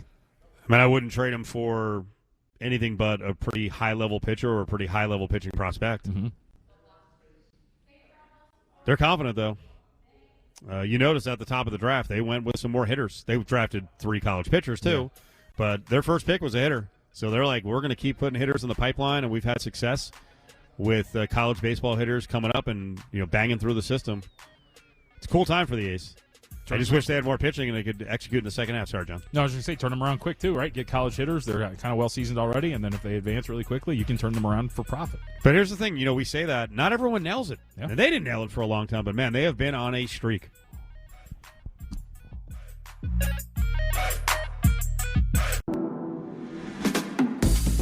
It's Cofield and Company on ESPN Las Vegas and ESPN Reno. A lot more coming here from Mountain West Conference Media Day. Another hour plus on the way. We're going to talk to the commissioner, Gloria Nevarez, at 5:30. Dan Mullen is up in less than 15 minutes. John Von Tobel across the way. It's Cofield and Company, ESPN Las Vegas, ESPN Reno. Giveaway time. We've got tickets to Five Finger Death Punch at T-Mobile Arena, September 19th. Special guest Cody Jinks. You can get your tickets at AXS or Ticketmaster. If you don't win these, we'll give out a pair right now. 364-1100. Caller 7 for Five Finger Death Punch. I've been very much into going down rabbit holes to watch weird stuff. I've turned into, I think I've chronicled this. For anyone who's listened to the show, you know that Adam Hill about a couple of years ago when I kept lamenting about cord cutting and what I was watching and all these different packages I had, he's like, yeah, I just watch YouTube. And I thought it was the dumbest thing ever. And now, late at night, I have 50 subscriptions, and I'm like, yep, nothing, YouTube. So, about a week ago, I watched a documentary called Hired Gun, and it was from about 10 years ago, and it was basically about dudes who, you might not know their names, but they're unbelievable musicians who have been with mega bands, but they're only with them, maybe halfway through their existence. They leave. So one of the guys they mentioned was actually Jason Hook, who was a guitarist for Five Finger Death Punch for about 11 years, and the whole thing was like he took them to another level, and now they're at like a super high level. But it was really interesting. I highly recommend it. This is not a documentary. There is a movie coming out that I have interest in, but I think you should watch it. Because it might change your perspective. But right now, you are in such a hateful mode on this. Oh. There is no way that you are going to give a chance to the upcoming biographical drama, I Play Rocky. Yeah, no. I'm not going to watch the second. Why not? It looks terrible. It doesn't look terrible. Don't you want to learn? Learn about what? Yes, he wrote the script, and then he turned down the prices, and then he stuck to his guns, and his story is represented in the story about Rocky, the true underdog who got his script made even though Hollywood didn't want him. I know the story. Last Thursday, I know everything. Last Thursday, Exavier Pope was on, and you started talking about Rocky because Exavier said he went back and watched Rocky 4, yep. And the way they portrayed Apollo Creed and then the white savior, because he was killed by Drago, and then, Stallone came in, Rocky came in and saved him. It changed his whole perspective on the movie. But then straight out, it's a little bit old now. Yeah. Straight out, you were like, Rocky sucks. The movie sucks. The original sucks. And I bristled a little bit, but I'm like, you're entitled to your opinion. All ears are different. And listen, people in my age group we're like inconsolable on stuff like Rocky. Correct. We're unapproachable on stuff like Rocky because we love the franchise, so we can't hear another opinion. Did you do this not only on Cofield and Company, but did you do it on VSiN, or did you go to the web? I went on Twitter. I retweeted the trailer of the I Play Rocky movie, and I said Rocky wasn't a good movie, and now they're making a movie about making a bad movie. Pass. Oh, boy. That tweet has 1,100 comments. Oh, it does? 76 retweets and just 103 likes. As you just learned the phrase the other day, I have been ratioed. Which means you succeeded. I mean, that is correct. Why would you? I don't understand why. Are we on social media to get likes? You want engagement. If you get 1,100 comments, who cares if only 103 liked it? Well, it's funny. Because, by the way, I don't think you were trolling. You said it. I believed you when you said it on the air. And the fact that many people are worked up about it speaks to what I just said a minute ago about my generation is so stuck on the Rocky franchise. People are going nuts over what you said. Yes. So, and because I'll say a couple of things on this. First off, because there was a lot of people who were, and this is actually the most insulting. Out of all the insults that you've seen the thread that you've been hurled at me. The most insulted I've been is when people have told me I did it for attention. They said, no, you don't understand. I'm not like you. I have a backbone. I believe the things I say. This is my opinion. I don't think Rocky was a good movie. I think the relationship between him and Adrian sucked. He showed up at the pet shop every day and harassed her until she finally gave in. And I'm supposed to think like this is some true love story? Some dude like that is not going to get a heavyweight title shot out of nowhere for no reason whatsoever. It's ridiculous. The way he treats... I mean, technically, it was based on a true story. Technically, here we go. What's the technicality? Chuck Wepner got a shot against Muhammad Ali. Okay. The Bayonne Brawler or Bayonne Bleeder? Why did he get the shot? for some of these same reasons that you saw in the movie. They just, hey, let's get a filler fight. Let's get an easy fight for the champ. And he beat Muhammad Ali? No. And I think he competed pretty decently. Okay. You're right. No, I mean, that part of it, yeah, of course. You're going to, I mean, I guess they could have written the movie with the happy ending is, hey, I just competed. Yes. You could have just fought hard and understand that loss is part of life. The way he calls that little girl a name in the alleyway just for hanging out with little boys. I mean, like, what are we doing? The character was not likable at all. And I found the movie to be boring. I genuinely believe these things. You can like it if you'd like. But I did not like it, and I find it to be a bad movie. Wepner went almost 15 rounds in 1975 with Muhammad Ali. He fell 19 seconds short. Sure. So it's a similar story. And then the franchise from there is unbelievable. The rise and fall of the rich athlete. Sure. Take your word for it. Great lines like, "Hey, woman! Hey, woman!" What is that? Oh, Mr. T?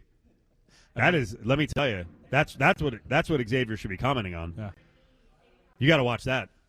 I think it was on and we actually talked a lot this week about people traveling to Philly and wanting to run the steps and see the Rocky statue. Well, they took the Rocky statue down from the top of the the Franklin Institute there, and it's at the bottom now. But I think the press conference was on top, and whatever it was, and Mr. T, he can't get a fight because now Rocky is the one who is. Why am I telling all this?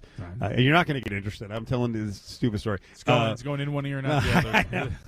It's a great scene because Clubber Lang, as Mr. T was, is rising up, and Mickey, the trainer, knows, like, hey, Stallone he's good, but he's like, this guy's the killer. We're not fighting him. And then Mr. T finally gets under the skin of Sylvester Stallone by, he sees Talia Shire there and was like, hey, woman, come with a real man. And Stallone's like, ah!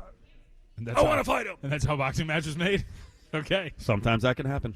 I mean, my whole thing is, there's two takeaways from this.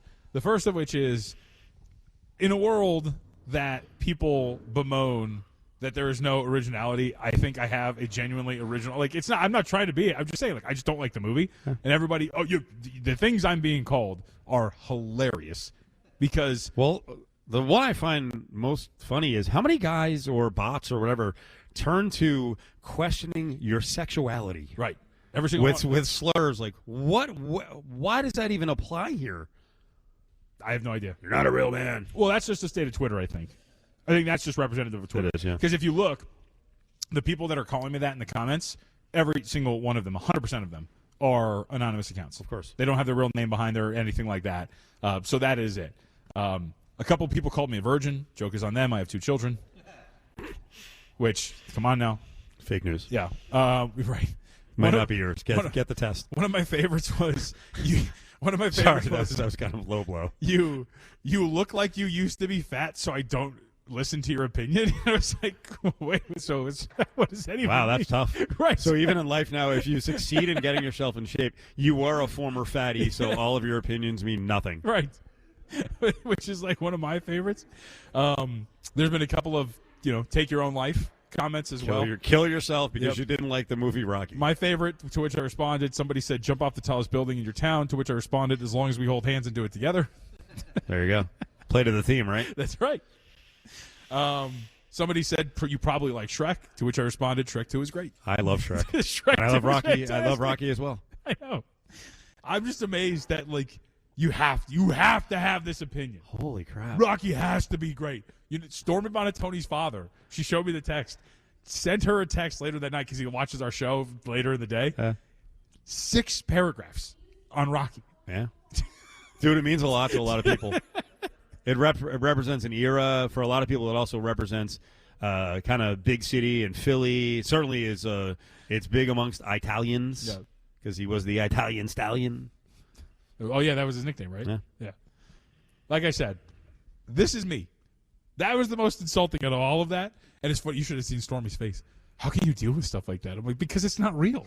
None of these people are real. None of these people They're gutless. Would come up to me and say that to me. That's why they love Rocky so much, because they could never do what the movie tells the story of doing. Correct. Or why they find this take to be unbelievable, because they would not have the gumption to actually say something and then look in the faces of everybody and tell them, no, you're wrong. I'm right. I think this movie stinks. Trust me, most of those people have comments about, we'll call it loosely, I guess. I don't want to get my head ripped off by you. Most of them have comments about the arts and movies and TV that they don't like strongly. Like, not everyone's going to like every movie and TV show. Well, the other thing that I found fascinating, because you're right, because there was a lot of people that went to two directions. It was either questioning my sexuality for whatever reason. The other was immediately making it political. And so I got a lot of that. I got a lot You're woke? Oh, I bet you voted for Kamala. I bet you like Tim Walz. One of my favorites. How is it not a good movie? Let me take a wild guess. Because Stallone is a Republican Trump supporter. You're just a stupid, vile, poor excuse of a human. Oh, my God. Because I don't like Rocky. People are way too wrapped up in us versus them or them versus us. And how does that even Cut equate? it out. Like, why do you think that the second you see a Rocky take? That said, I love social media. Oh, it's great. That's what it's built. Even though it gets vile, I love the conversations. I'm going to bring up a really quick one that I saw, and we're going to talk to Dan Mullen here in less than 6 minutes. I don't watch Barstool guy do his stupid pizza reviews. One, I don't know why he's a pizza expert. Two, I actually saw him do an interview with Guy Fieri, and Guy, if Guy could have done this, basically pulled down his pants and spanked him. He completely emasculated Portnoy. And someone brought up a story or a comment the other day. This person goes, I own a pizza shop. I'm sitting one table away from three dudes enjoying their pizza. One of the dudes is telling the others about how important it is for pizza not to flop when you hold it in your hand. And when I've watched that, and I hear people keep repeating that, I'm like, where did that come from? And why do we believe him as an expert? Like, where I grew up, which is the pizza capital of the world, New Jersey, pizza flops. Okay, yeah, you're pro flop. That's okay. I am pro flop. I was going to say, what am I missing? Because like isn't that this, good pizza? this crispy nonsense. And I don't hate it, but it can flop. Yeah. And it can be messy, and it can be greasy, oily. Is that a Portnoy thing? Yeah. Oh, is that like a thing? Like it can't flop? Yep. He got the pizza owner, pizza shop owner says, I'm so tired of this stupid argument that's become popular because of this guy who, whatever, he makes some comments about him. So, but he says also has the most narrow view about what makes pizza good. Yeah, that's really stupid.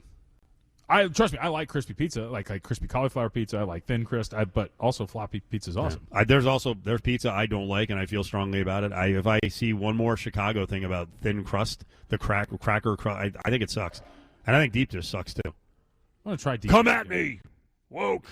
Who did I vote for? You sound like a virgin, Steve. Boy, I never connected that with pizza. I know. So we're going to talk to Dan Mullen in less than 5 minutes here. We were saying earlier in the show, should he carry himself like he's the belle of the ball? He doesn't. And I don't think he would ever act like he's the overwhelming favorite. This is a very competitive conference. We got some good stories to tell in the 5 o'clock hour. Gloria Nevarez is going to join us. Where's UNLV's money? She'll update us, but Mullen's up here on Cofield and company. It's JBT, it's Cofield, and Angels helping us out here at the Palms. It's Cofield and Company on ESPN Las Vegas.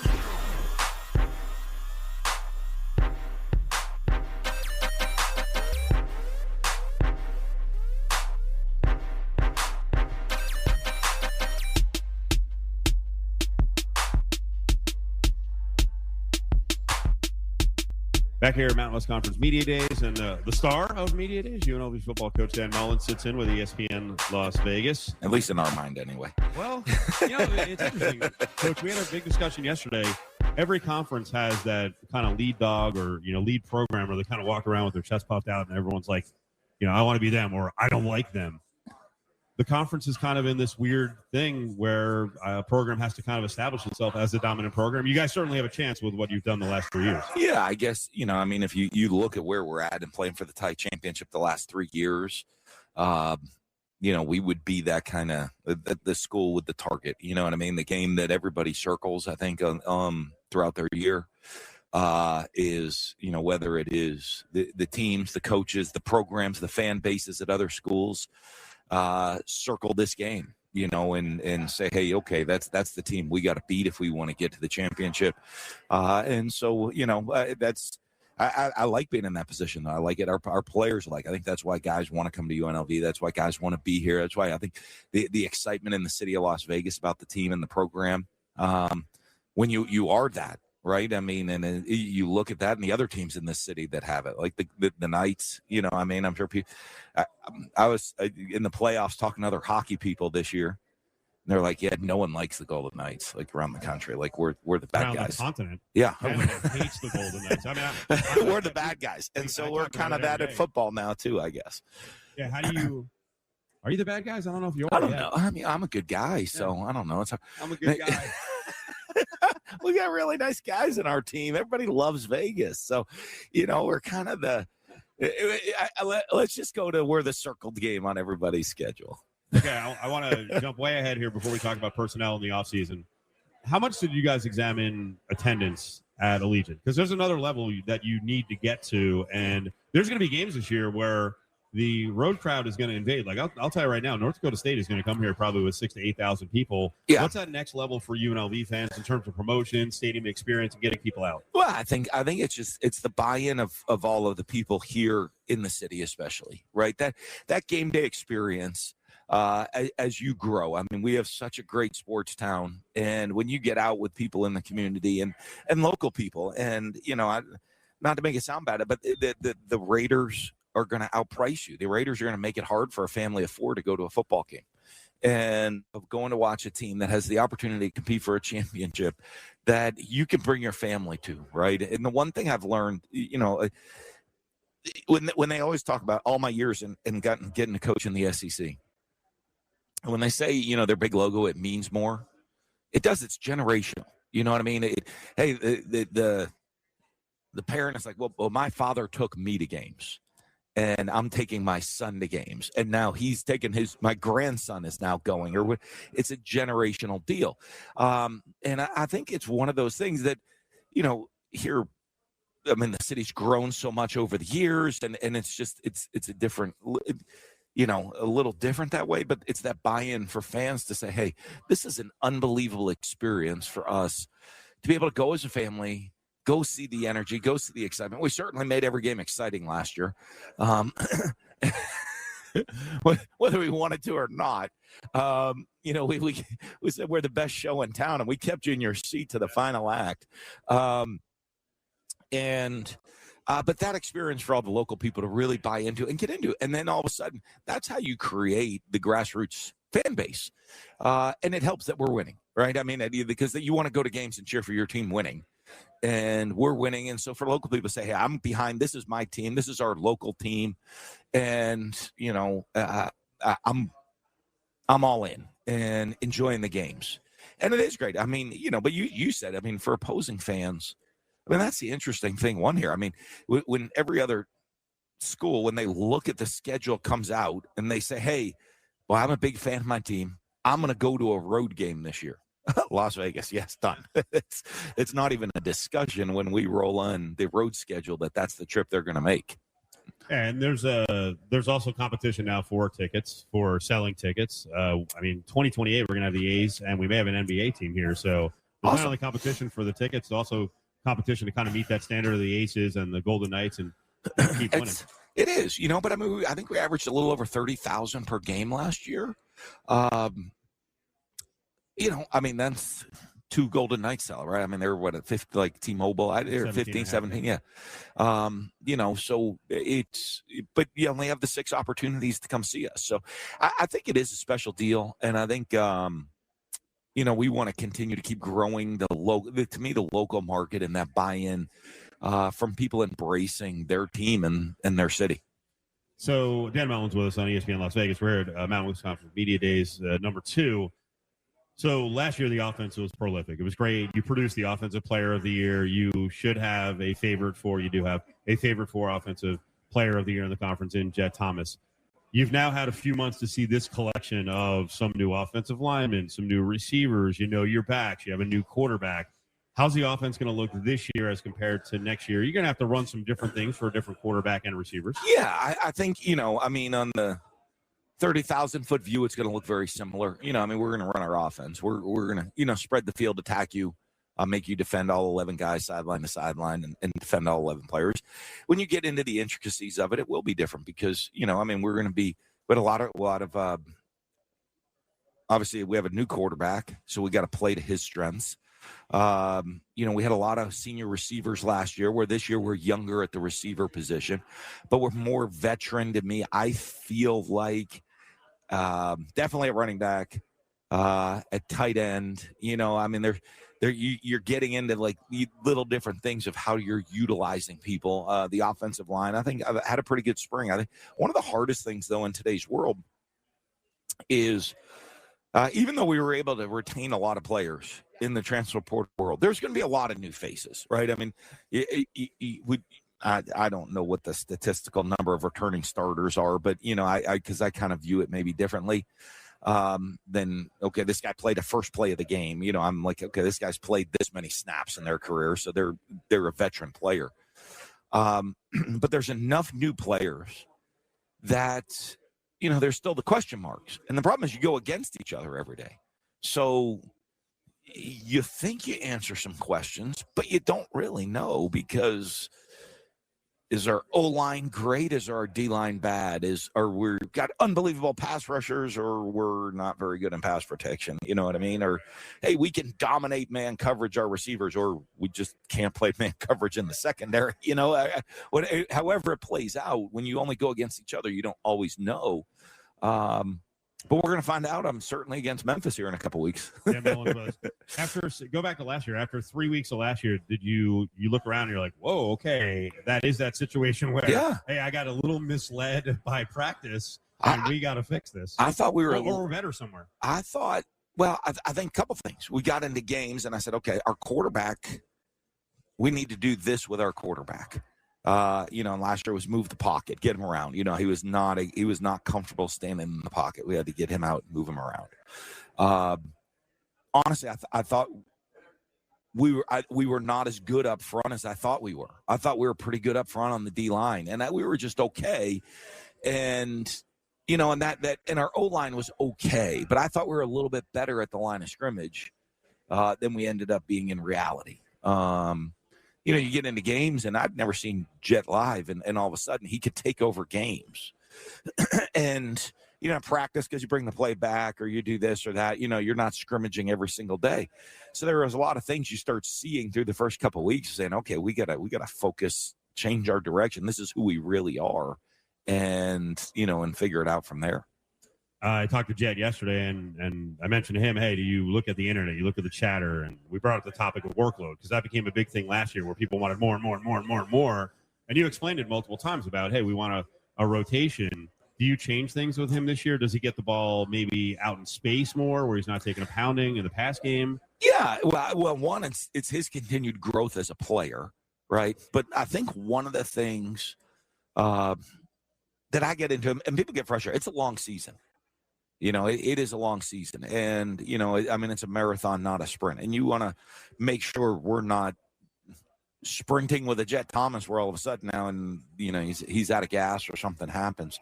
That I do like that rotation. The reason I like the thought of one, you get guys experience, and guys are ready to play in case something happens.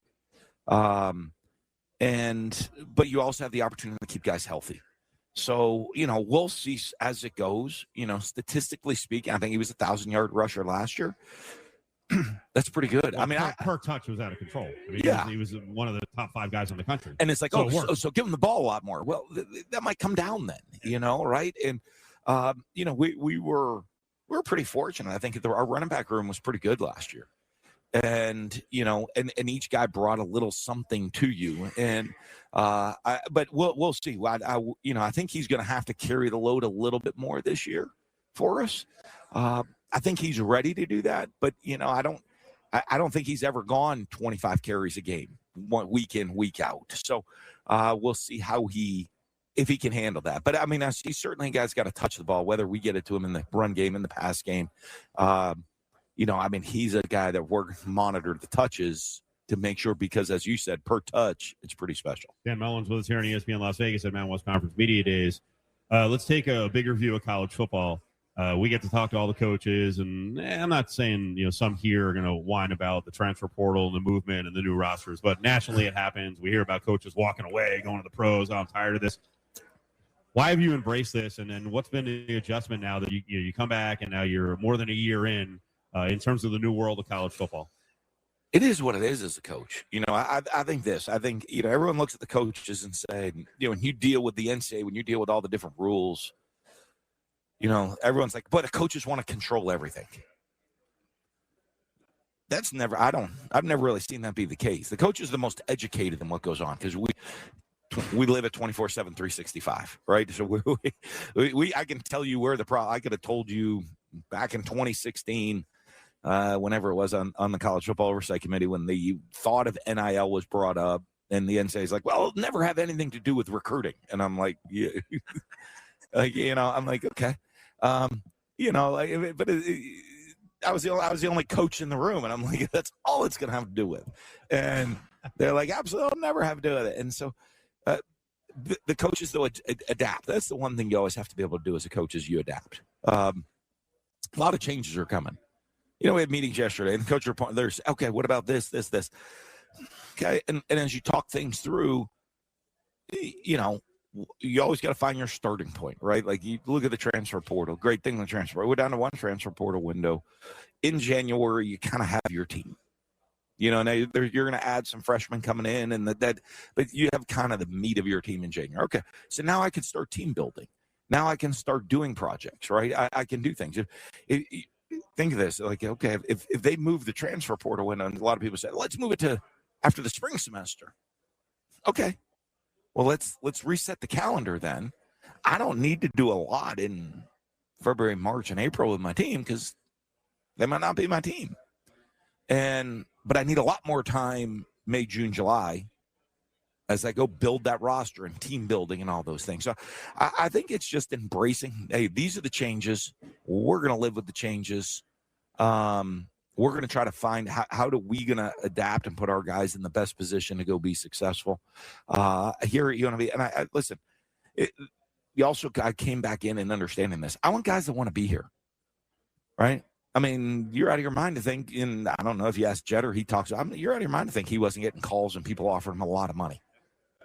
But he wants to be at UNLV, and he wants to be here in Las Vegas. And we sit down and meet it, and that's awesome. We got the guy we want because he wants to be here. There's some other guys that maybe got money to leave to go other places, and that money was what they wanted.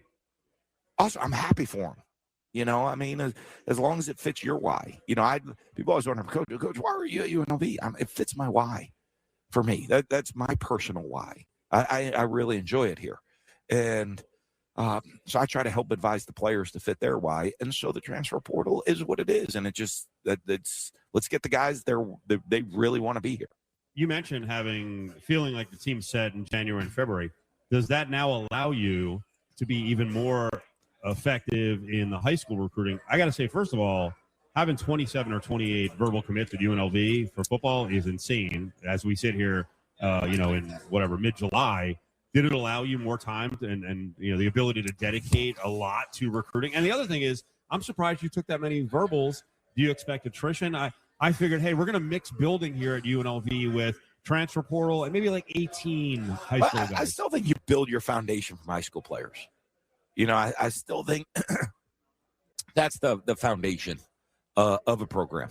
And because I want guys to grow and develop. I want, you look, there's guys that are on their third coach here. Like fifth-year senior would be on his third coach. I'm trying to think who it is. But they've bought into the program, and they're all in. And there's something to that. So we still want to make sure that we focus on high school recruiting. Hey, it's a long way to signing day. Might be some additions. There might be some subtractions within that recruiting class of who we get. But I still think you really want to build a great foundation from the high school ranks up if you're going to be a championship level program year in and year out. Let's look at season goals with Dan Mullen here on ESPN Las Vegas. Should you guys be the favorite from Group of 6 to make the CFP? I would hope. I think one of the things that you look at of what we try to do is set your schedule up to give you the opportunity to go do that, right? And you know, when you look at you know, last year for example of playing at UCLA, we get Cal this year, so hey, we're going to play Power 4 team. We're opening with Memphis, who's probably the favorite and one of the favorites in the American Conference. For the, you know, what are the other the conferences battling for that spot? North Texas, who was a team that was, you know, a championship team in the American last year. So I think we set up the schedule to put ourselves in a position to go do that. And I think, you know, constantly when we talk, even if you look down the road, you know, future scheduling, what I mean, I'm like, okay, how is this putting us in a position to be that team that, wow, that's a, you know, a team that has the opportunity to go win a championship and or get to the college football playoff with a resume. And so it is, you know, I mean, listen, you look and everyone's like, okay, what are the goals? Our goal would be a better team at the end of the year than the beginning of the year. You know, I mean, when you really break it down is, you know, we're like, okay, you know, what do you expect to win all your games? Of course you expect to win all your games, or I wouldn't show up that week. It's not like, oh, we're not going to win that one. I mean, why go to work? You know, it's not like, oh, okay, let's circle this one. That one's, we're losing that one. But it's really hard to win all your games. That focus, that's why, you know, the 72 Dolphins still celebrate every year. I mean, it's hard to win every single game you play because you got a lot of 18 to 22-year-olds and a lot going on, and the ball can go bounce different ways and things can happen for you. So, you know, worry about focus on us as a team, and can we continually grow and be better at the end of the year than the beginning of the year? And if we can do that, hopefully we put ourselves in a position to play for the Mountain West Championship. And if we're able to win the Mountain West Championship, we've put ourselves in a position with the rest of our schedule to be a college football playoff team. There's a fine line, though. Where does it cross the line where you get into dangerous territory? Because I'd heard you toyed with an opener with multiple SEC opponents. Maybe there was an international trip where you could have played a Power 4. I mean, it could have gotten crazy there, and it could have made the schedule really difficult. But where do you draw the line? Yeah, well, I mean, we'll play whoever. I'll play anybody. You know, we're not going to shy away from that because it's a great opportunity for us to go compete and to go show that we can play at a top level. And I think it's a resume builder for you. And also, listen, UNLV, you know, is a national brand.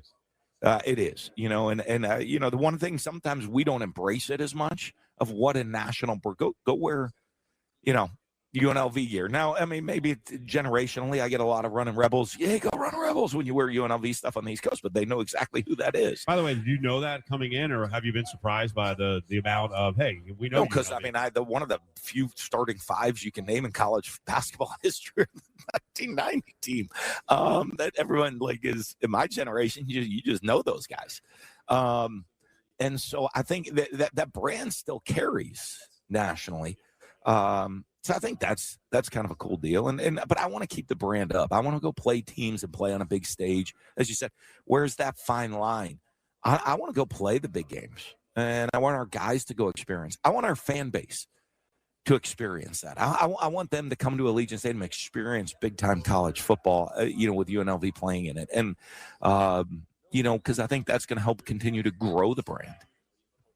All right, Coach, we appreciate a couple minutes. July 28th, 29th, you're going to open practice, something like that? Yeah. Sounds right. There you go. I don't know the date. I know when it is, but I don't like the, you know, because then it becomes like Groundhog Day. You know what I mean? So it's whatever Groundhog. Well, I don't know what day Groundhog Day is either. But, basically, we're a little over around 45 days until the opener. July, yeah. Which is going to race by. July 29th is it's a Wednesday. I know it's Wednesday that we open practice. So exciting. And we get rolling. I appreciate you sitting down with us. Thank you. Always. Thank you. It's Cofield and Company on ESPN Las Vegas. Cofield and Company on this Thursday, brought to you by our friends at Jackson's Bar and Grill, 6020 West Flamingo, home of the best value steak in town and one of the best value steaks in the entire country. As Tasting Table just named Jackson's as one of the 7 best steaks under $30. Their garlic marinated bistro filet, $22. The 1 pound ribeye is $22. You get your choice of a side. It's a great, great steak. Chef Lonnie's in there every morning hand cutting the steaks. Awesome gaming location at Jackson's. Bonuses and contest all the time. 24/7 happy hour. It's Jackson's Bar and Grill. Jackson's Bar and Grill at Flamingo and Jones, 6020 West Flamingo.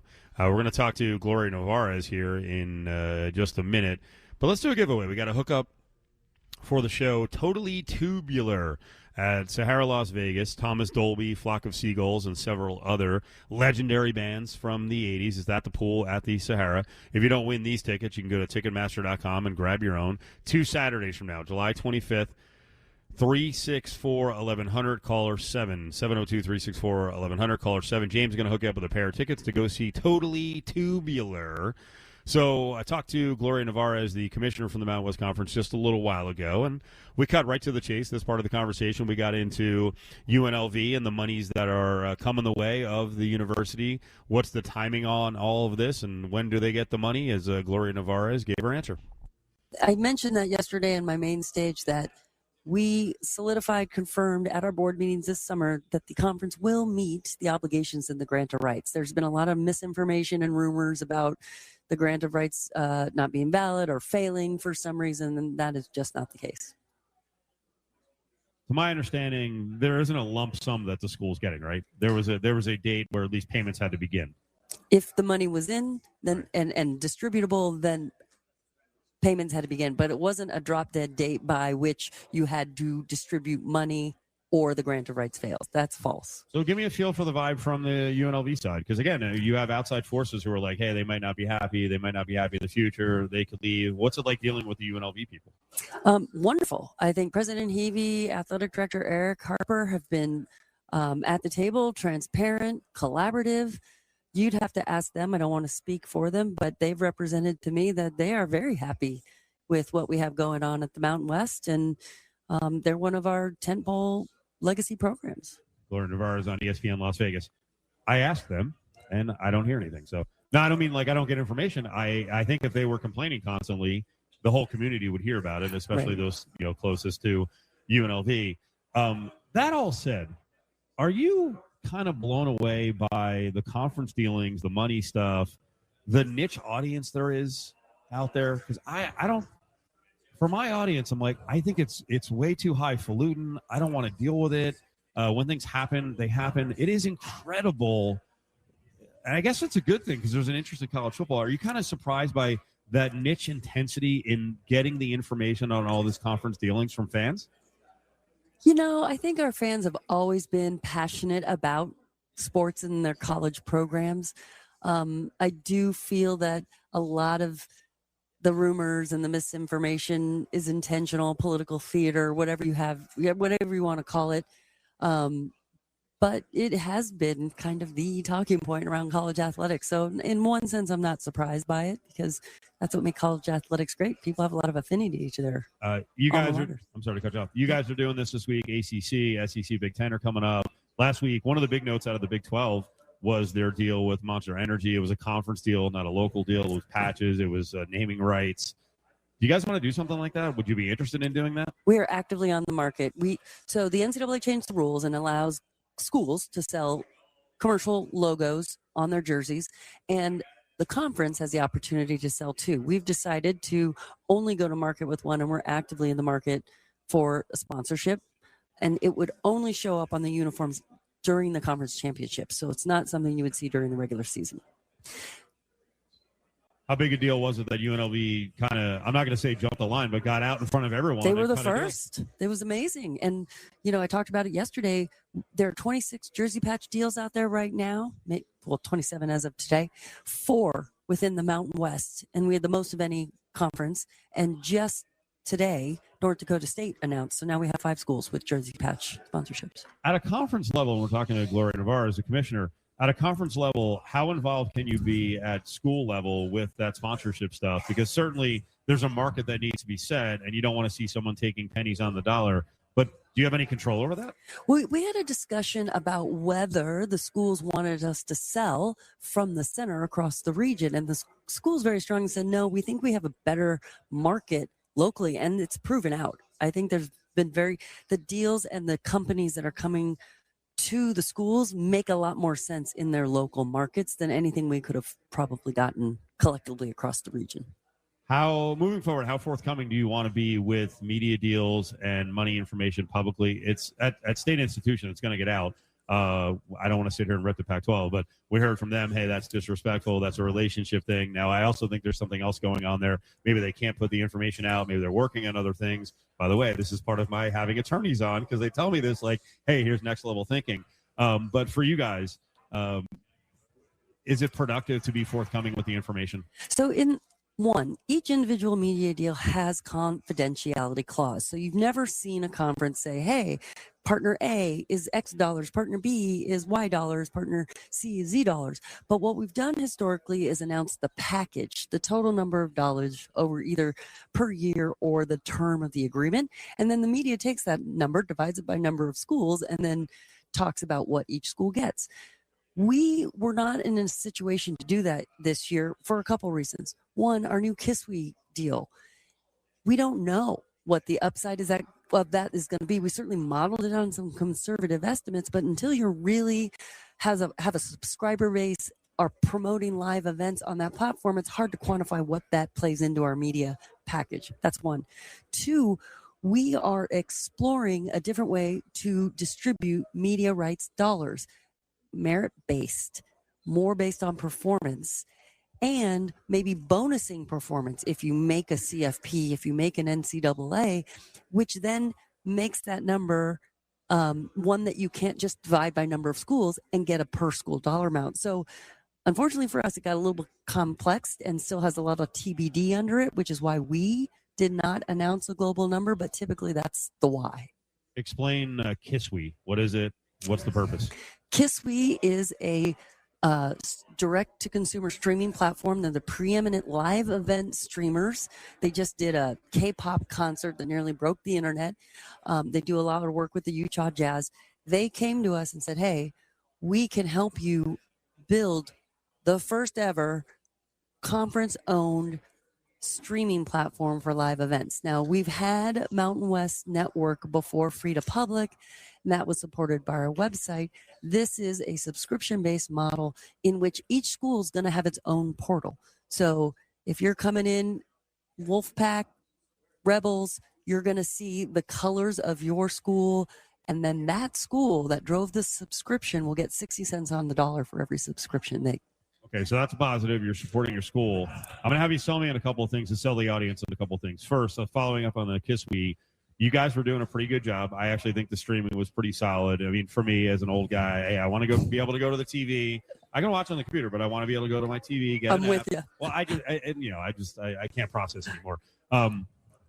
Why is this worth money? Why will it be better for fans? KISWE in terms of the tech. You said they're a leader. Yes. It's going to look a lot like all the other subscription services that you have in your TV. I mean, I have them all. I'm sure you do too.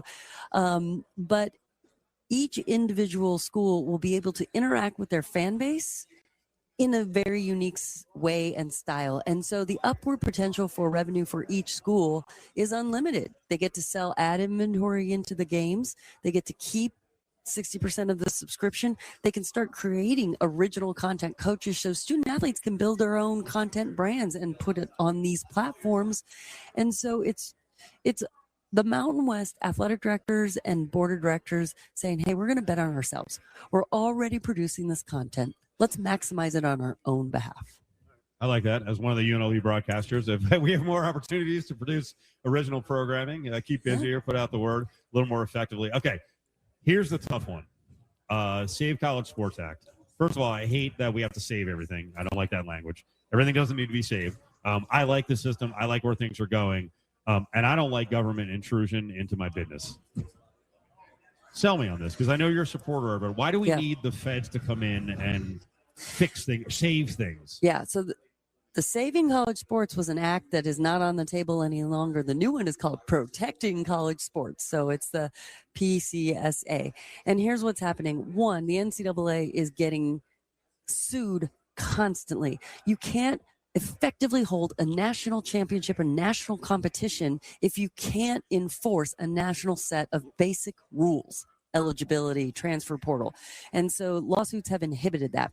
State laws are now popping up everywhere trying to, get in and around the different NCAA rules. So you need federal intervention for two reasons. One, limited liability protection to make basic national rules around NIL, eligibility, transfer, et cetera, and to level set the state laws because it's getting out of control. If your player is ruled ineligible, you have a state AG coming in filing a lawsuit that doesn't get heard until after the football season. Like, come on, right? It's untenable, unsustainable, and it doesn't lend to having national competition. So that's why you need federal intervention.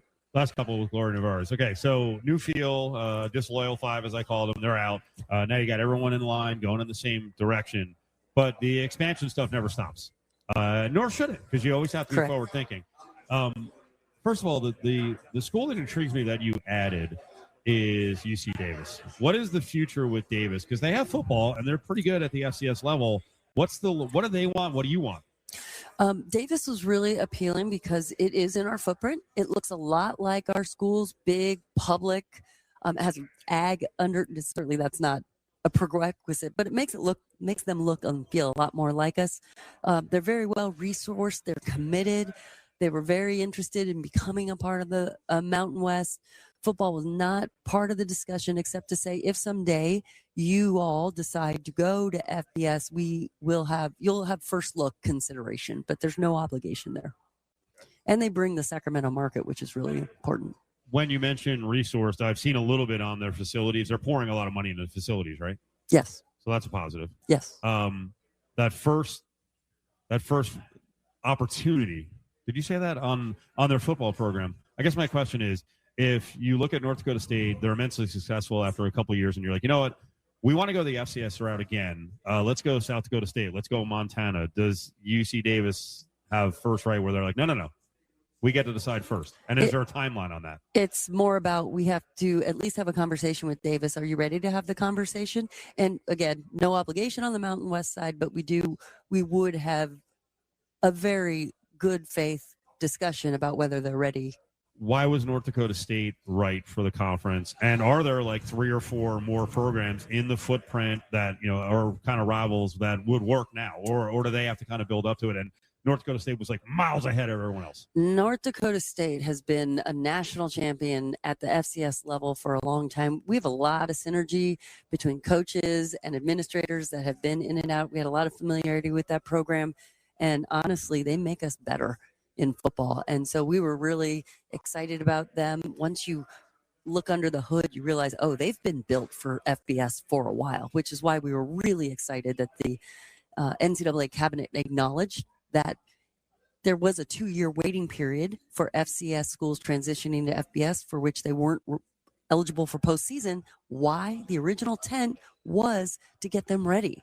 Compliance, scholarship limits, reporting, and you don't need 2 years to get ready if you're already ready. And in this environment, transfer portal, everything else, not being eligible for postseason would actually harm a school's competitive ability. So we feel the change was correct. North Dakota State has been built for FBS. This has been in their vision plan for a long time. And yeah, we're really excited. We'll wrap on this. The relationship with Vegas is healthy. And for the conference tournaments for basketball, new commitment. How long? Yes. I think it's 6 years. Yeah, 6 years. Thank you. Yes. Okay. So why stay here? Thomas and Mack has been a great home for us. Again, the reason conference office here, it's very central to the footprint. You know what Vegas has become to sports. Remember back in the day when no sports were allowed to be here? Now all the sports want to come here.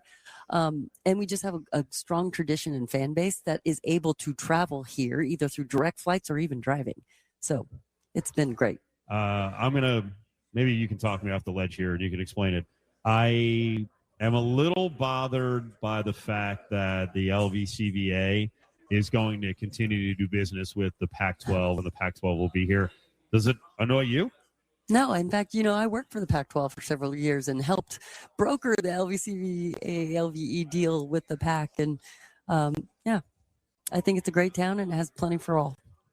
That's the thing. The flip side is it is, I think, good for the town. More tournaments here. That said, it still bothers me because obviously the disloyal 5 and the split of the conferences. Thank you so much for all the time. I'm a competitive guy, and I'm very interested in UNLV sports and an even bigger Vegas fan. So thank you so much. Thank you. Cofield and Company presents Grab Bag on ESPN Las Vegas. Stick your hand in there, dude. All right, productive day here at Mountain West Conference Media Day. I do have to say thanks to the Mountain West. They did something I've never seen a conference do. Oh, yeah. In terms of the logistics and the setup. There was a little bit of a internet issue yesterday, and they actually came over this morning, and they're like, we set up a whole new internet for you, a whole new handle and user and password. I was like, whoa, okay. That's good. Little things. I'm just taking you behind the curtain. That matters, especially when you're doing video and trying to get a lot of things done. So great job by the Mountain West. Really good setup here. I love the Palms. This is a great property, and they've renovated, but it really hasn't aged a day. And this place is, every evening when we leave, it's freaking packed, man. People love this place. I guess I'm surprised by that. Walking through right now, I had to go back to the car to grab something, and it is popping right now. And for the rest of Vegas, if you don't have the buffet back, bring it back. Yes. They have a killer buffet here. And they do really well, yeah. I've been wanting to go to a buffet really bad. I think tonight is, I think Wednesday and Thursday are all-you-can-eat lobster nights. There was a buffet recently. The last buffet I went to, you were actually with me. We will not name the property, but I was very disappointed by it. That was not good. No, it was not. And that was the first time I'd been to a buffet in like 15 years, and I was really looking forward to it. So I'm going to try this one now. Yeah, you saw, I'm not usually aggro with restaurants, but at that place, we had like 2 hours left before they were closing, and they had certain specialties they had promised because it was a theme night. And I watched people ask for more of whatever it was. It might have been some kind of roast beef or roasted pig or something. And we're all out. And I was like, no, you're not. Mm-hmm. I didn't say that to the person who said it, but I'm like, what are you, the pig protector? Right. Go get another pig. Right. And then they had more. I talked to the manager and the server, and they were like, oh yeah, we've got more in the back. Yep. And they just left the carcass of the picked pig just sitting there. Oh, the dried carcass, and it had been there on. Come on. Yeah, I didn't. Especially buffets now, we're not. They're they used to be real bargains. They're not cheap anymore. I was disappointed. That's for sure. Let's get in the bag. This was in there, dude. Thank you. This was the initial topic of the show that we never got to because we had so much to get to today. JVT was asking, does UNLV football feel the pressure of filling Boise's shoes at the top of the conference? Do you think there's pressure on Dan Mullen's team this year? Yeah, I think there should be. I'll invoke Barry Odom one time in the sense of he said this in one of his first years, which was to the extent that pressure is a privilege. But enough of the hey man, doesn't it feel good to be here? No, you've been here now for 3 years. You've won 30 games in 3 years. And actually, the good thing for you, which is somewhat luck, you've started 5 quarterbacks over that stretch. You've still won 30 games and made it to 3 straight Mountain West Conference championships. At one point, we have to turn from good old UNLV, this is a great story, to expecting that at some point you deliver. And making it to the Mountain West championship game 3 straight years has been great. But I would assume that some of the fan base would like, at some point, to see you win this. And no disrespect to New Mexico or no disrespect to North Dakota State or Hawaii, but the conference is the weakest it's been with the exodus of the, what do you call them, the disloyal 5? Yep. That this is the opportunity to strike. And I think it would be a disappointment if they were to not win the Mountain West this year. Win it. Not make it to the conference championship game, win it. Yeah, everyone's got different standards. We talked to Jeff Choate, and thanks to Nevada and their sports information department for hooking us up with Choate for such a long time. Their goal this year has to be make a bowl game. Get the 6 wins. Nevada. Yeah, Nevada. UNLV needs to win the conference. Mm-hmm. They've been right there. I don't think that's anything Mullen would disagree with. I was listening to, on the way in this morning, Louisville players were on Sirius XM for ACC Media Days, and they were talking about, can Braum turn the corner? I'm like, okay. Louisville's won 10, 9, and 9. They beat Miami last year. Turn the corner. But that's where they are. They now want to be in the CFP, and there's nothing wrong with that. Yeah. What I liked was, so to the point of ACC Media Days, C.J. Bailey starting quarterback for NC State. He was on the podium, and he outright said, no, I want to win the ACC. And look, NC State is akin to Louisville, where they're just always floating around that 8-9 win mark, and Dave Gordon's did a pretty good job, and they're generally a respectable program. But at some point, the expectation should be, no, we want to win this thing. And they're not. There's a Titan in that one. UNLV should be the Titan. UNLV 30 wins in 3 years, so they've done this repeatedly. New Mexico bounced to 9 wins a year ago. Eck broke through, the new coach. Do we have a question about New Mexico in dealing with expectations? Because sometimes a big rise for a season can then lead to a step back. Well, and that's with a lot of different. So I'm going to pull this up because I'm writing the Mountain West for our college guide for VSIN, and I thought this was an interesting note because the format for our thing is 3 burning questions about each team, and one of my questions was how does New Mexico fare with expectations? And one of the things that I pointed out in the write-up was if you go back to last year, they closed as an underdog in 7 of the games last season, so there wasn't any expectations, and they surprised. In the 6 games in which New Mexico was favored, they went 3-3 straight up, 1-5 against the spread. So it is the whole point there being is it is a different beast to come in from the back and say, hey, nobody's expecting us. Now you've got multiple all-conference players. You've got the reigning Mountain West Defensive Player of the Year. You've got a quarterback that you think is going to come back and perform for you. Jack Lane's recovering from surgery, and they've got a kid from Oregon that's coming in. That scares me. Right? The elbow. I thought it was on the off elbow. It's on the throwing elbow. We'll play. We had a really good conversation with Jason Eck, and we'll play that tomorrow along with some other Mountain West Conference coaches. Now, here's the thing. They got really good news. That kid, Labstein, who annihilated UNLV, for, 99 yards on 12 carries. I think he had 2 touchdowns. He's the backup. Now, he's not a throwing quarterback, but they have a good backup. But Jack Lane made a big difference last year, and elbows, I mean, come on now. You're throwing elbow? Right. So not only are you expected, because of what happened last year, betting odds say you're expected to be one of the title contenders in the Mountain West, but, I mean, everybody knows now. Everybody's ready for you. And that is way different than what New Mexico pulled off last year. The other big question from a health standpoint, at the top of this conference, let's keep North Dakota State out for now. Hawaii, New Mexico, UNLV. New Mexico has Lane with the elbow. We all love watching Micah Alejado, but he's 5'8" and 170 pounds. And last year, I mean, that was ridiculous at the beginning of the year, what he had to go through limping around, and he didn't play a couple games. And then there's a reality with UNLV. Jackson Arnold should bounce back, should have a good season. What if he doesn't? Is Orji 100% at the beginning of the season? And then after that, they lost some of their veteran depth at quarterback. So the top 3 teams, and then you go to North Dakota State, all have to have their quarterback play at a high level. And UNLV's had the ability to bring in good backups. Their starting quarterback didn't make it. Yeah. These last couple of years, and the backup came in and then was freaking awesome. You brought it up, I think it was with Choate. I guess it's the reality of the programs nowadays at this level is you just got to recycle quarterbacks because if they're good, they'll move on, and if they're bad, you have to move on. But UNLV has, to an extent, gotten lucky with how well this has gone at that position. Who are you picking to win the conference? I haven't fully decided yet. Okay, give me an upset special. Who's expected to be 5 on down or 4 on down? Who may get into the top 3? Air Force. Yep. Do not sleep on Air Force. Not at all. I don't know why people ever would. Yep. That system. Last 2 years, if they have the right guys. Yep. But they'll be good. That's a great program, and you know what? I'll answer the question about walking around with your chest puffed out and having high expectations and where are the guys? Air Force can lay claim to that. Maybe not recently, but Air Force's down seasons were not that down. They can be cocky because their system is a freaking bear. Thanks again to the Mountain West Conference on the Palms. Angel, James back in the studio. We'll see you tomorrow at TI.